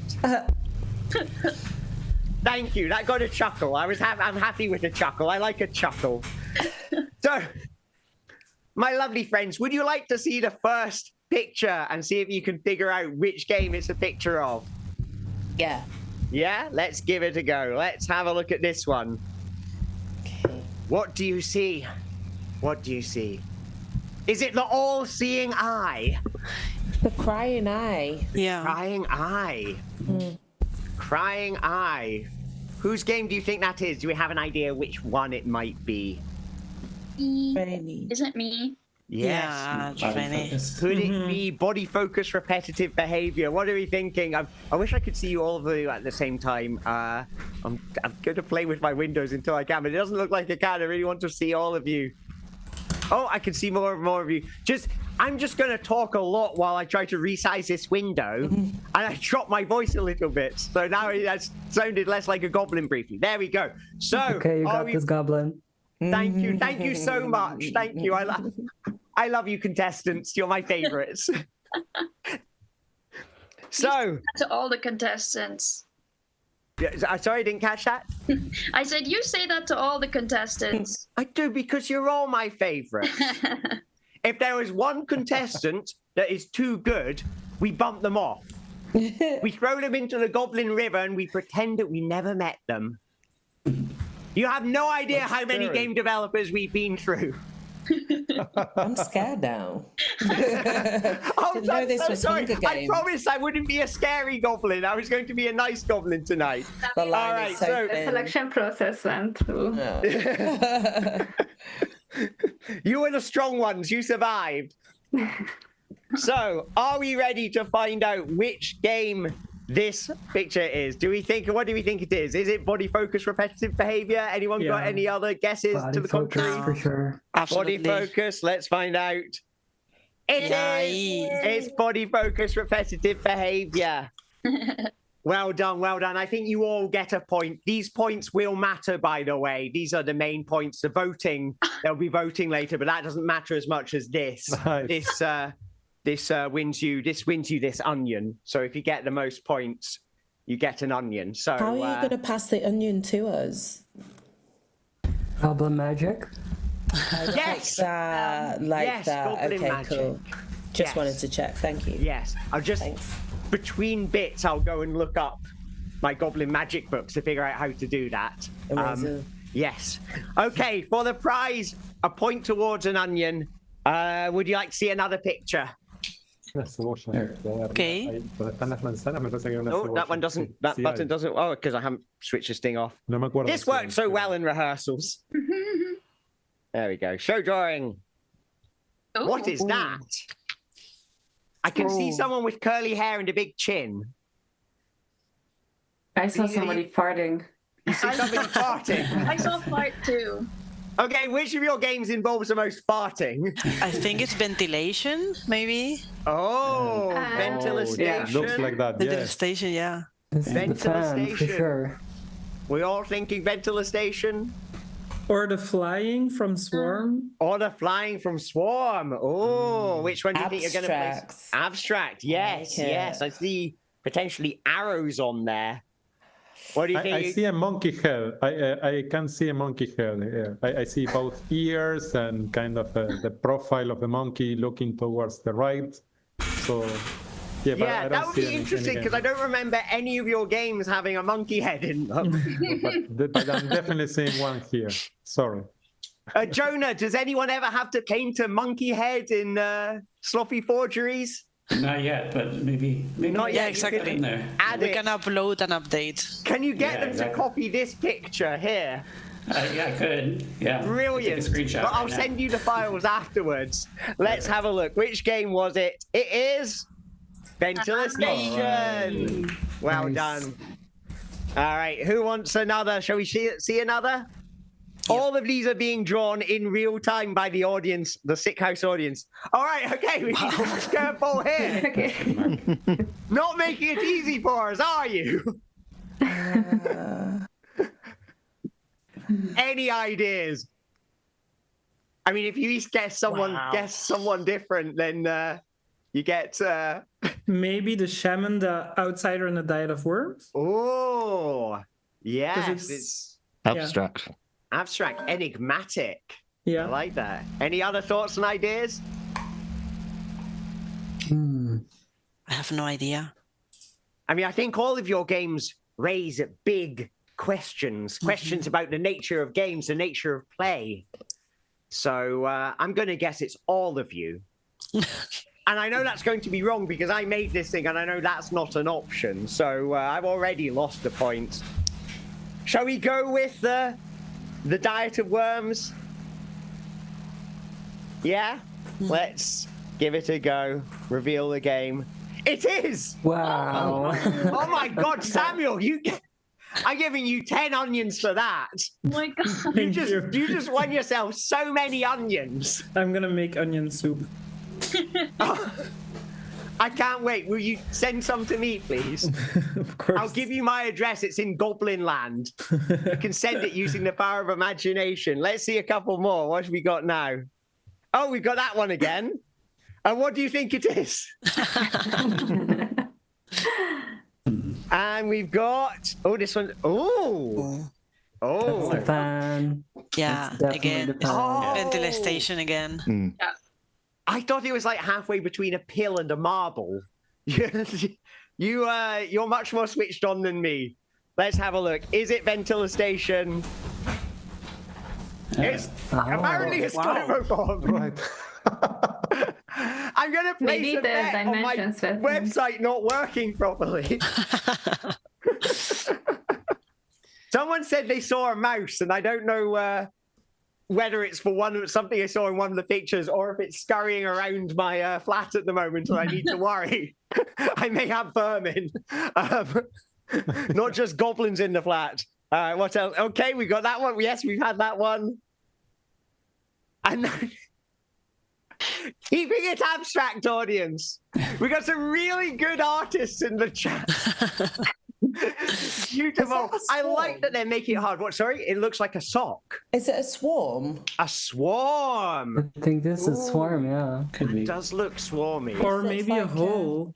Or a hole, Or yeah. a hole. Oh, then it could be a couple Oh, things. swarm or hole. Swarm or hole. Both. Let's see. Let's put your hands up for swarm. Yeah. 1, 2, 3, 4, 5. For 6 for swarm, and hands up for a hole, for something to reach for. I think it's dignity. It's dignity. As someone painted green wearing a giant long green nose, I can tell you that dignity is not one of the options tonight. Let's see. If it turns out to be dignity, I'm giving you all the onions. It's swarm. Well done. Keep those pictures going. Let's have one more picture, and then we'll move on to a little bit of poetry.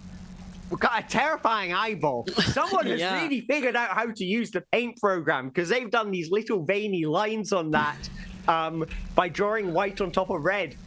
I just want to congratulate whoever did that in the chat. Well done, because that was not intentional. Everything was supposed to be one line width. So you have just won at the thing. I forgot to do the voice.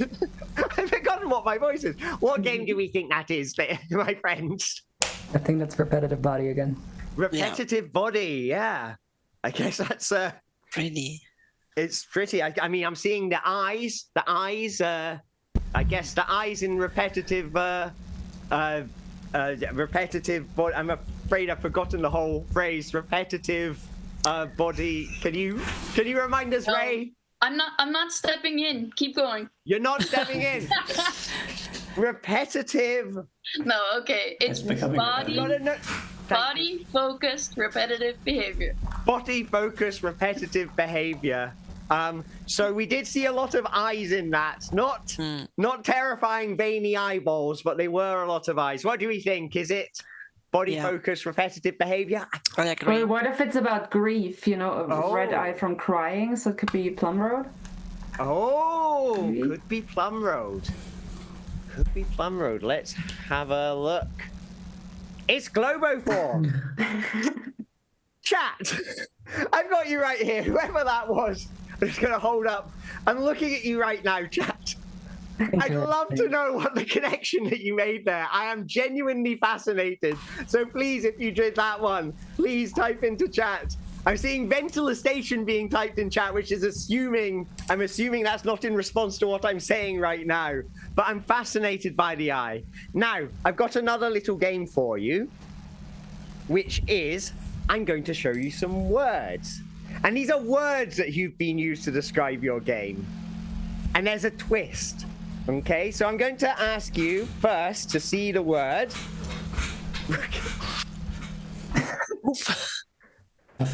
Thank you, chat, for making this nice and easy for them.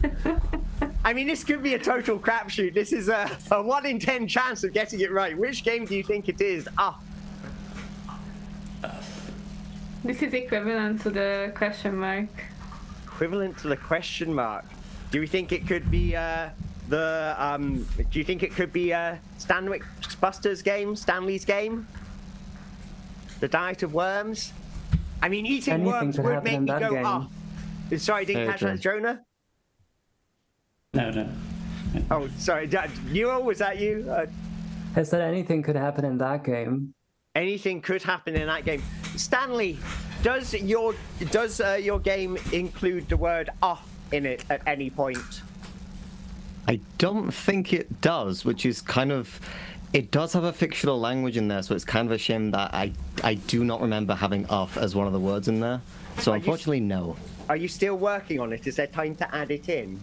Oh yeah, it's constantly evolving, so I could add off in at some point. Brilliant. Well, we can't wait to read the off edition. Anyone want to make a guess and we'll see which one it is? To be honest, I think that is an Spanish onomatopoeia, which is like ah. Oh. That is my guess. Oh, okay.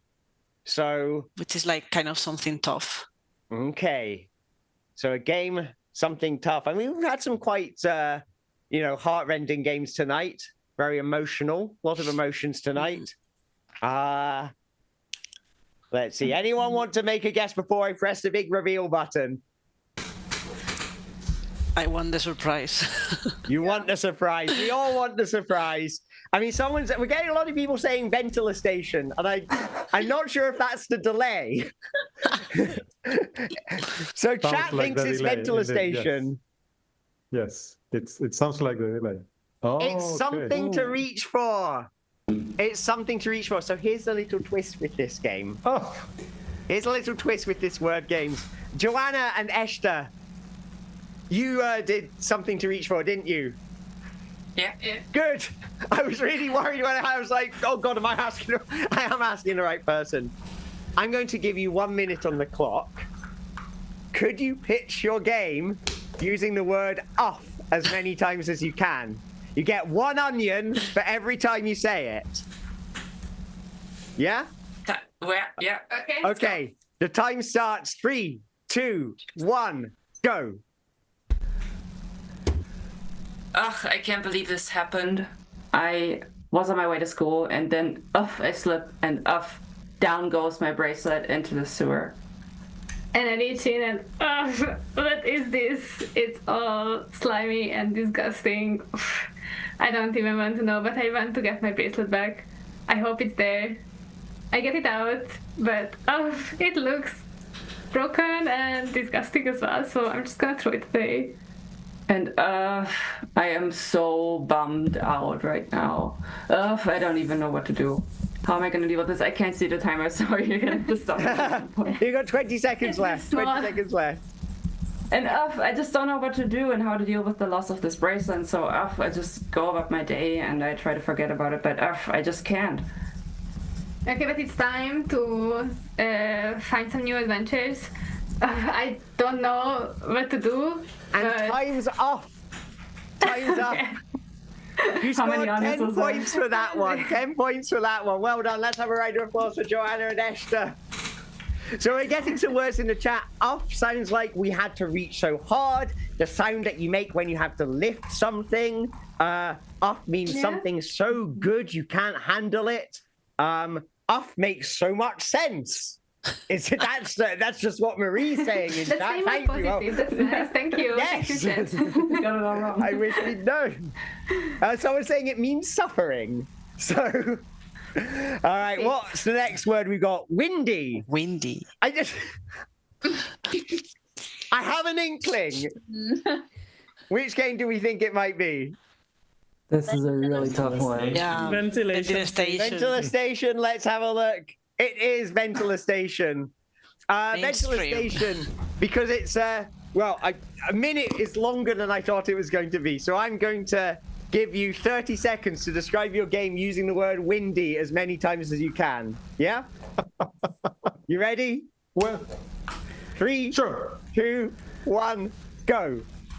I thought it would be a windy day when I started building ventilation, but then I realized that wind was not the proper thing to do.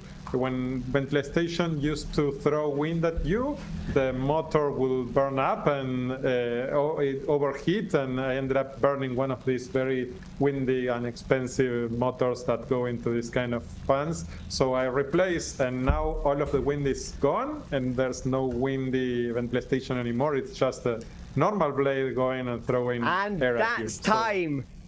Okay. You said windy 3 times, but I'm going to give you 3 points because you also said wind 3 times, and that's good enough. It's close enough. Do I get the onion?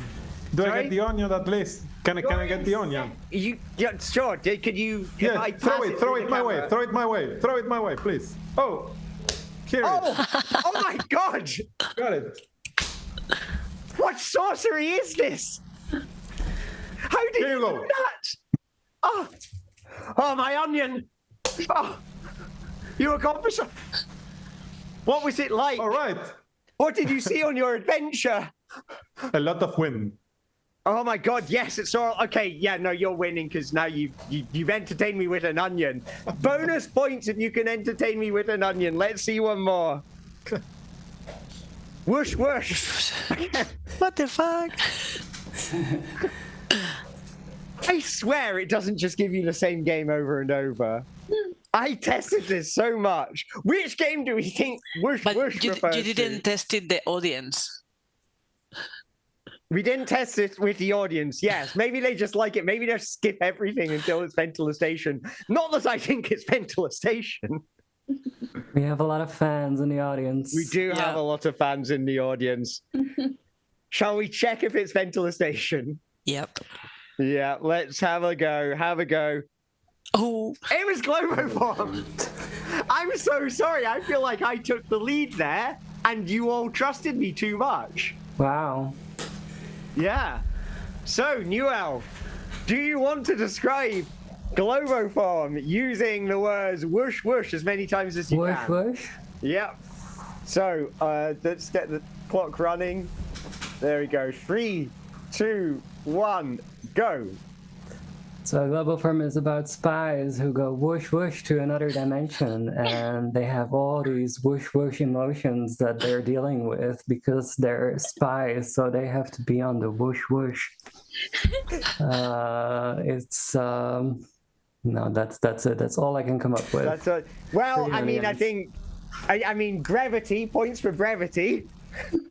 I'm going to give you 10 bonus points for breviary. Well done. And I like the thought of spies on the whoosh whoosh. I don't know what it means, but there's only one way to find out, and that's to play Globoform. Is that correct? That's right. Let's have one more, and then I might ask you some questions. Let's see one more. I don't know what that means. Is anyone able to read that? I don't actually know what that means. It means I don't understand anything. I don't understand anything. Oh, that sounds like me. Is it the video game Goblin? Is that what they're writing? All right. What do you think it is? I don't understand everything.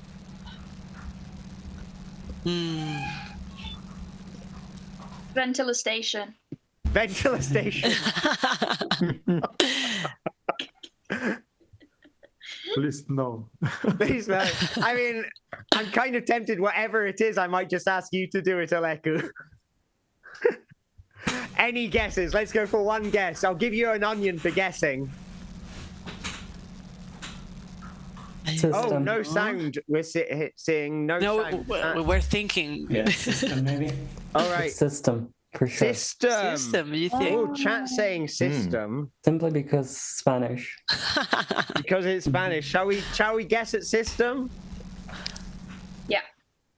It's Plum Road Tea Dream. Oh. Plum Road Tea Dream. So, now I can't even remember what the words were. So, Ines, could you remember what the words were? No entiendo nada, which is I don't understand anything. Samuel, would you like to Would you like to take the words as given, or do you want? Honestly, I could just give you a new word. Do you want to use the word "amazing" as many times as you can to describe your game? I would have tried an Spanish, invented a Spanish description. Wait, sorry, can you? I was talking to my roommates. Oh, no worries. What should I do? So I'm going to give you 30 seconds on the clock to describe your game. I want you to do it using either the phrase that the Spanish phrase that I did not understand. Okay. Or the word amazing, which is on screen right now. Okay, which cool. I do understand. So use one of those as often as you can in 30 seconds. Can you do it? Yes. Then let's start in 3, 2, 1. So Plum Road Tea Dream is this amazing game in which you are guided through 7 sanctuaries, and there is this voice in your head that goes, no entiendo nada, but it's still pretty amazing to see the different stories that the sanctuary share with you. No entiendo nada could potentially be something that you might hear in and that's time. Well done. That was magnificent. I think you get it's like a combo bonus for using them both. Let me see. I feel like an onion is not I'm going to get you a bagel. I've got a bagel, so you can have an onion on a bagel. That's Thank you. Amazing. You're most welcome. No entiendo nada. You and I both. So I think it would be nice. We've got some questions, including can we stay playing this for the whole night? I'm also noticing that I've lost track of time. So maybe when we are running out of time, please tell me in the chat. But we had some questions up there. So let's go right to the beginning of time because we had some questions about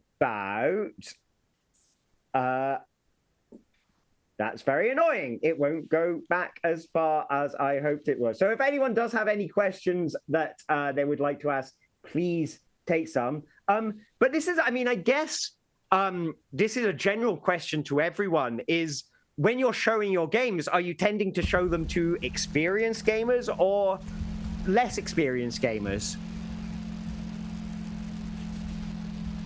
Anyone can answer. I kind of just throw it out on the internet and whoever sees it plays it. Yeah. I don't really go for like a specific audience. The audience is me, and it's why I say I make games for specifically 3 people, because I don't know who they are. I just eventually my games will find them. Yeah, I agree. I actually brought this game in to a music festival, so a lot of the people who were playing the game don't usually play games, and I actually like that, so it brings people in from different angles, and then experienced game players can just enjoy their life playing the game. I agree. It's like, first we will have to define what is a gamer audience, because sometimes a gamer audience could be someone who likes Fortnite and Call of Duty. It's okay. But to me, for example, my games have more like a conversation I want to have with someone, and that includes someone who actually wants to have this kind of conversation, even if they are not a gamers. Yeah, I think with like experimental games, most often you're trying to explore a new space, and so starting from scratch is kind of important. You don't want to make assumptions, so I usually try to start from scratch and not assume. Yuta, how about yourself? Because I understand that your game was made in a environment about making games for a specific purpose, about bringing good into the world. So who was that kind of aimed at? Yeah, so we are making our game for like anybody. like even the less experienced gamers as well. And the so that's why we're challenging to make the game with textless and like less like game aspects in it. But so so I'm little awkward if I'm asked what's your game genre. So I would answer that it's just a little experience using the game format. So yeah, so I really would like the lot of people to play our game. So thank you. Thank you very much. Is there anything from seeing each other's work tonight that has particularly inspired you? Have there any times that you've seen someone else's something's doing tonight and going, "Oh, I'd love to be making something like that"? I love would love the to art. make a Wikipedia Sorry. game now. Yeah. Oh, sorry. No. Go ahead. I said I would love to make a Wikipedia game now. That sounded super, super cool. It's very fun. I can recommend it. I love a good Wikipedia wormhole when I'm procrastinating. Me as well. Yeah. I'm quite inspired. Oh, That's okay. You can go. no, I was just really inspired by this idea of like a performance as the environment for a game from Swarm, and I think that's I would have loved to be working on something like that. Thank you. I really love the really rich storytelling that's actually come through from all of the games. It's been super beautiful. I really like that you changed the game from a comic into a game as well. That's really interesting, and how to use kind of text and narrative to get people to play. And I love the worlds that Samuel looks like they're building. So I'm very excited to see more. I was very impressed by all the art and, well, first of all, the storytelling of all your games is amazing. But specifically, the body focus one, I really loved it because it's a way of making something nice from something that normally people tells you not to do, like not pick your, like your skin or your things. And creating a game, creating something beautiful from that is super inspiring. That's so Yeah, nice. Thank you. I was going to say the same, just in terms of, I find it hard to put personal stuff inside games, but I really love just people who do. So, and in a way that's kind of like, I like the description where you're trying to find that balance of not presenting it in an overly kind of positive or negative way, just kind of like putting it out there. It's inspiring to me. I didn't play every game that was shown here, but I did play Globoform, and I really liked how every episode is a different kind of thing. Some are games, some are not, some have different art styles, and yeah, I really like that variety in the same episodic thing.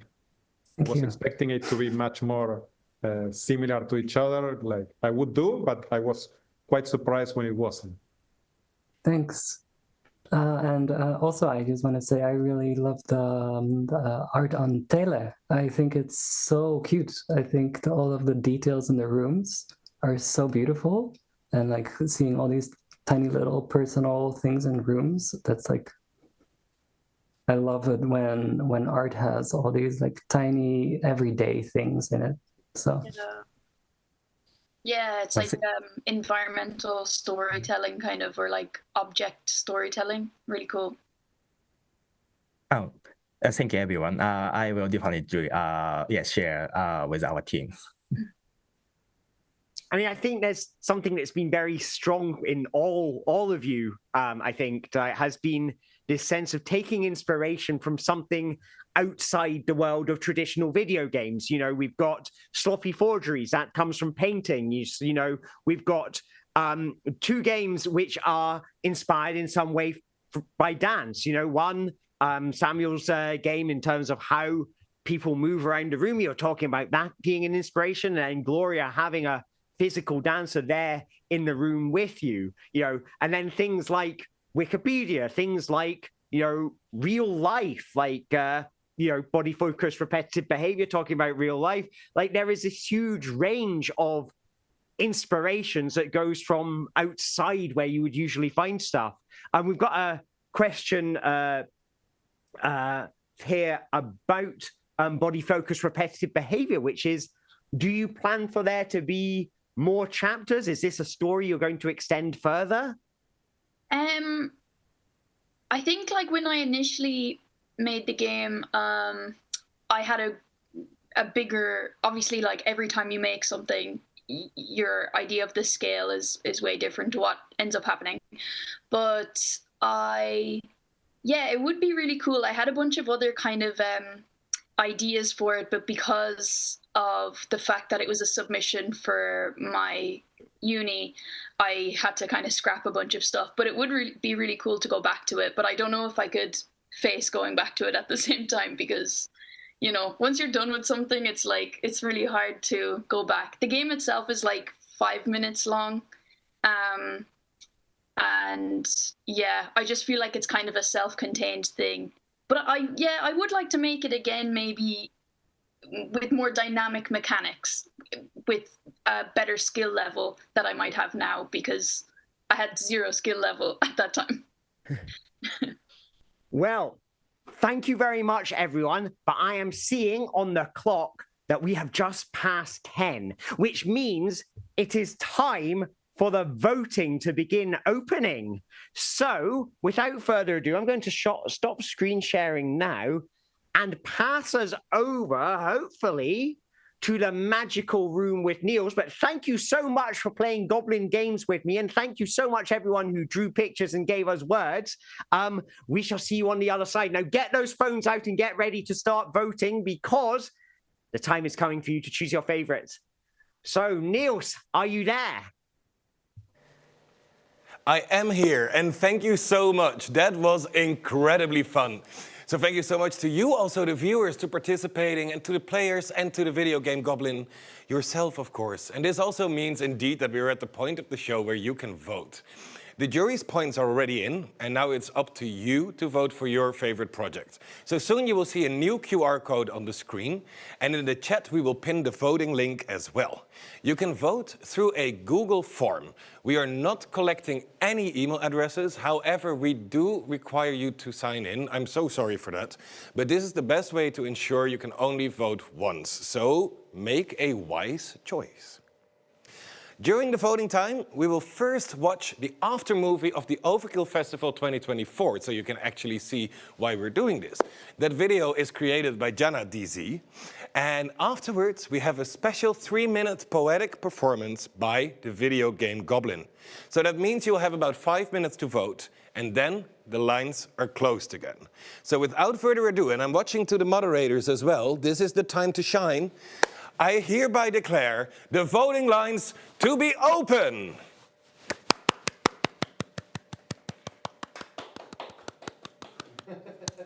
Am I staying here? There should now be an Overkill after movie.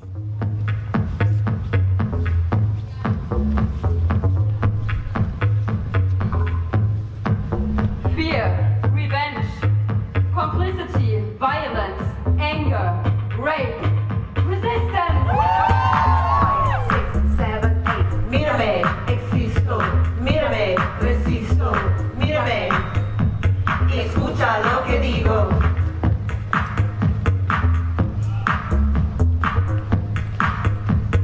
5, 6, 7, 8. Look at me, I exist. Look at me, I resist. Look at me, and listen to what we say.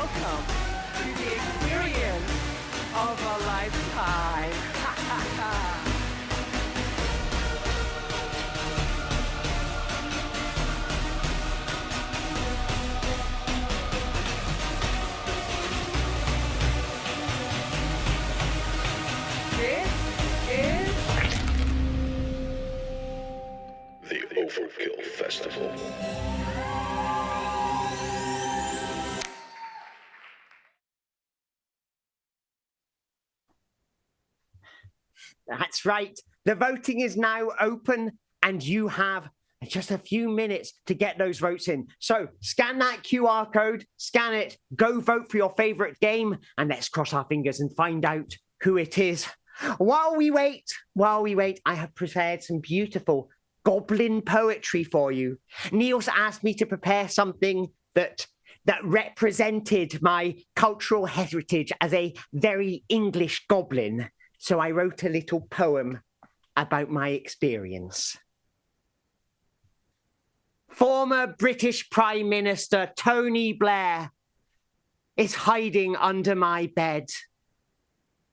Former British Prime Minister Tony Blair is hiding under my bed. Former British Prime Minister Tony Blair is hiding under my bed. And I can hear him breathing. I can hear his deep, low breaths in and out, his lungs straining, wheezing for air. You've been smoking again, I say to former British Prime Minister Tony Blair. I can smell the nicotine from here.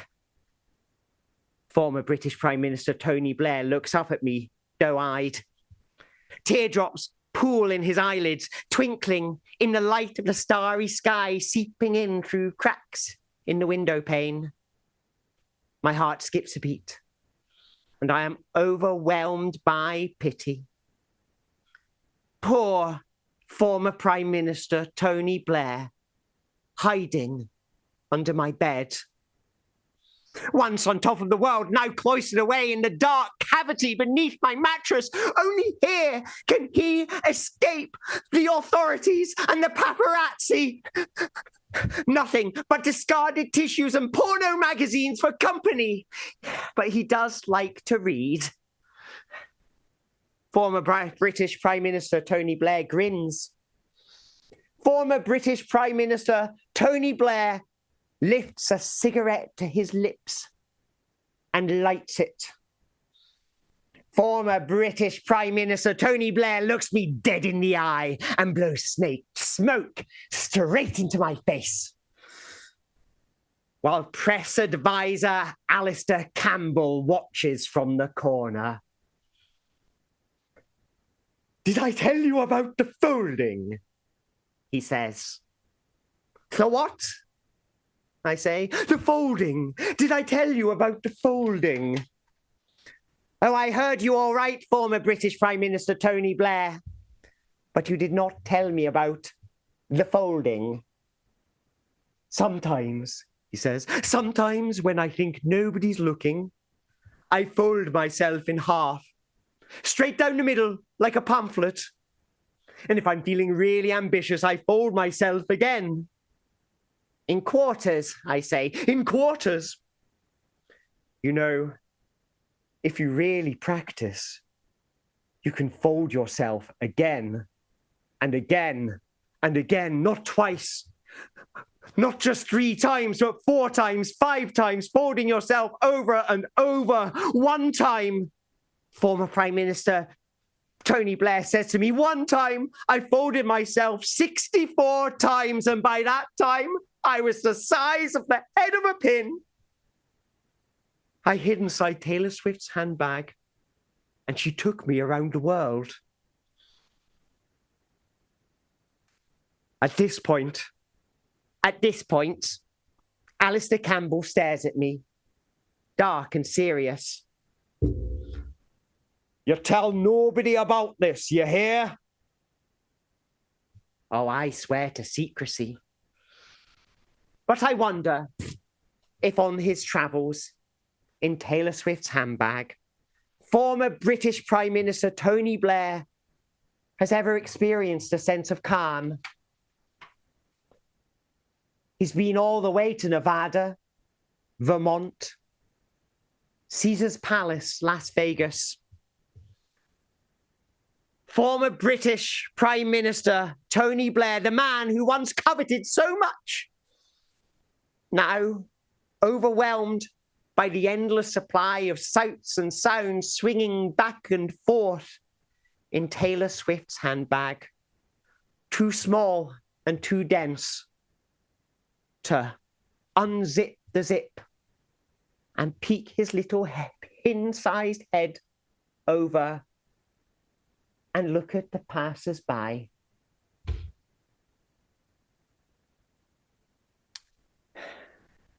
Poor Prime Minister, former Prime Minister Tony Blair, hiding under my bed and longing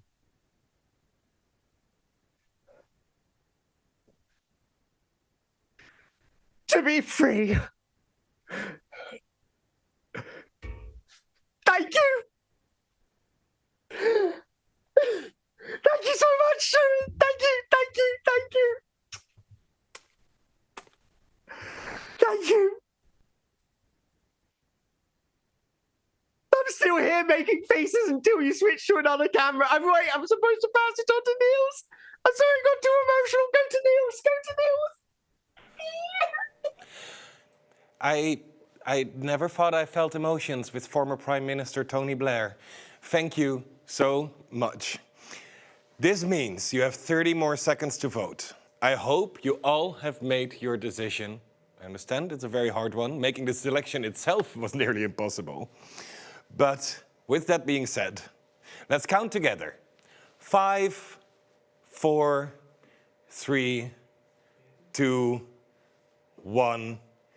The lights are closed. And you cannot close it yet because the stream has a minute delay. But after, when you hear this, you cannot vote anymore.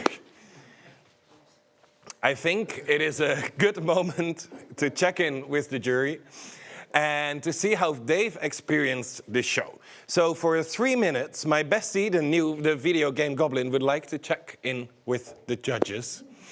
We are running a bit late, so we have to do it a little bit shorter, and I hope the video game Goblin got their emotions together again.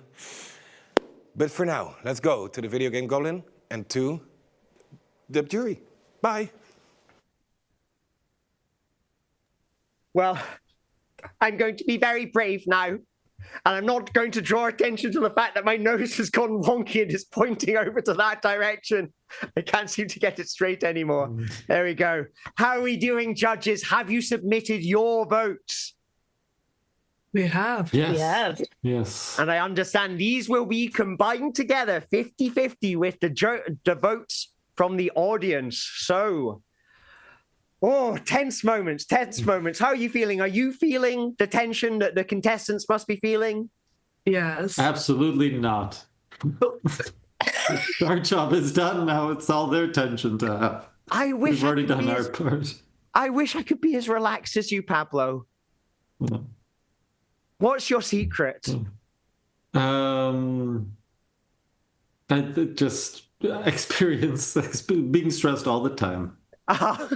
Just see, as a goblin, I live free in the freedom of Goblin world, so I do not know this human experience known as stress. You're very lucky.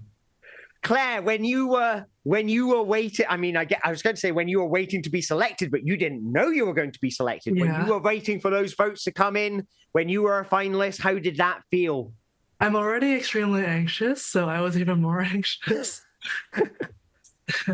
What do you do to deal with the anxiety? Do you just kind of hold it in, brace it? I was on screen. I was trying to look composed, just not like I am now.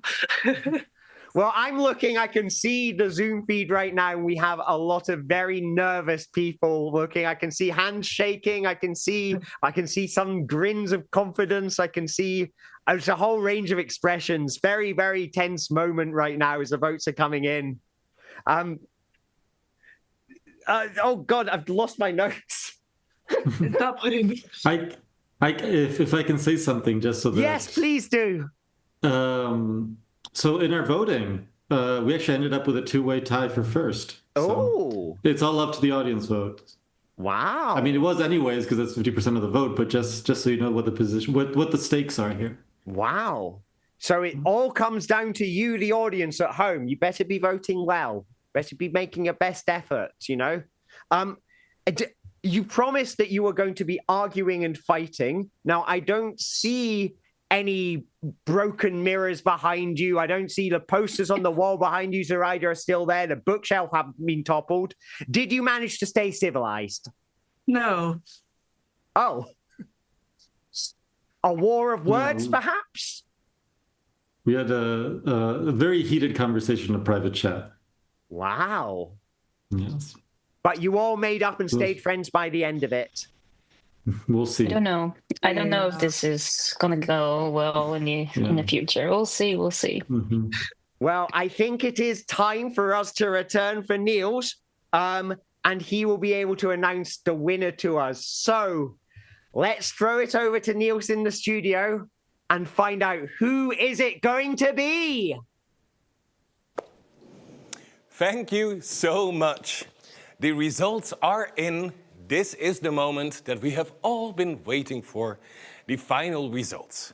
But before we go there, I would like to give some thanks, because this show has become quite a bigger show over the years, which means that we're also working with a lot of people, and they all deserve a big thanks. So first of all, thank you Black Brick for providing us with the space to actually film this show. Thank you Victor Arce for the amazing visuals in the promotion and during the live stream. Thank you Indie Video for directing and hosting the stream. Job Boats from Figure 8 Audio for the sound. Fragma Audiovisual, MK Lichttechniek, and Marcel Bierling, I became very Dutch for a second, for providing us with the right equipment. Of course, a huge thank you as well to Claire Kwong, Zoraida Buter, and Pablo F. Cuarta for judging the project. To Andy and Anne for moderating. To Dagmar for making this amazing outfit for me. To all the contestants, to the Sickhouse volunteers, and of course also to you, the viewers. And lastly, thank you so much to Sickhouse for making this program possible. And thank you for the amazing video game Goblin for the amazing hosting job. And I think that I see somebody walking up here with the final results. Thank you so much, Anne. Oh, they made a tiny envelope, which is very cute. Oh, there's double pages. I saw a lot of numbers. I believe that it means that we had 170 votes coming in. I'm gonna start with last place. Please know there were a lot of people who applied, so that you're a finalist. That means already the world. When the winner is announced, we will go live to them for a winning speech. But now, in last place is Global Form. In the second last place is Something to Reach For. Number 8 is the Shaman. They only wrote down Shaman, and it's a really long name. The Shaman, the Outsider, and the Diet of Worms, yes. In place 7 ended Swarm. Place number 6, Sloppy Forgeries. Place number, I can physically hear like the team having opinions about this. Number 5, System. Number 4, Body-Focused Repetitive Behavior. Number 3, Tele. And that means that now we're going to place number 2 and place number 1. I'm trying to do this like the exciting way where people have to wait for hours. On the second place has ended Plum Road Tea Dream, which means that Ventila Station is the winner of this year's Ultimate Indie Mesh Game Contest. I don't know if you could see that, but there is a lot of confetti here. Congratulations, Aleku. Thanks. The stage is for you. This is the moment. What do you have to say to the audience?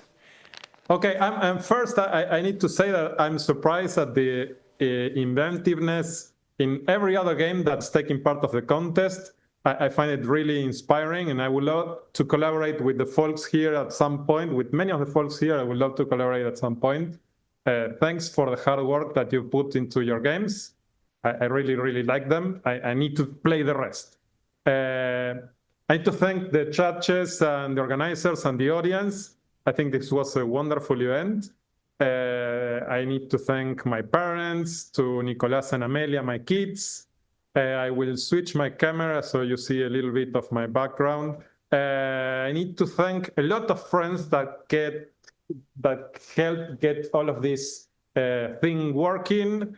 Initially, Jorge Krau and Christian Martinez from Club de Hackeo, who worked on the very first iteration of the Super Ventilagon when it was super primitive and crappy. They made it look and work, look great and sound wonderful. I think that's their merit as much as the little brain that I put. I need to thank Python Argentina and the PyCamp crowd that helped a lot in the iterations of getting towards this. The very first prototype was built in a PyCamp, which is the very best event in the Mundo Mundial. I need to thank Nitram, who insisted that I make a developer kit for Ventilation. I need to thank Bemby, who's no longer with us, but insisted a lot that we make a sham. So thanks, Bemby. I need to thank Cibercirujas and the Espacio Tech Museum, which is my new home. I go there as much as possible. I need to thank Robert, who gave me a big hand in a very weird moment of my life. And I need to thank Shock, who helps me find back something that I think was lost. Please follow me on the Instagram, on my Instagram, please. You will find when I announce a new online game jam, just like the jam that we're doing currently in Buenos Aires. I will be doing a jam online where people who are far away from here can also work on the games. And we will show them in upcoming Cibercirujas events and hopefully soon in November in Ensure Day. So thanks a lot, folks. Thank you so much and congratulations. And now I would like to invite the Video Game Goblin in the screen with me. Hello, Video Game Goblin. Hello, Niels. Hello. Did you have a Good great to see you evening? again. I did. I had a great evening, and your outfit is still as lovely as ever. I made a lot of friends this evening. They've all been wonderful, and I just cannot get away with the creativity and imagination that's been on show tonight. I mean, I am taking home to Goblin Land so many great ideas to share with the wonderful Goblin people so that our video games will be better than your human video games. And then we'll take over the world and we'll be the new games industry with awesome, new, inspiring video games inspired by ripping off ideas from the best of the best that indie games has to offer. So thank you so much to the contestants for their incredible work.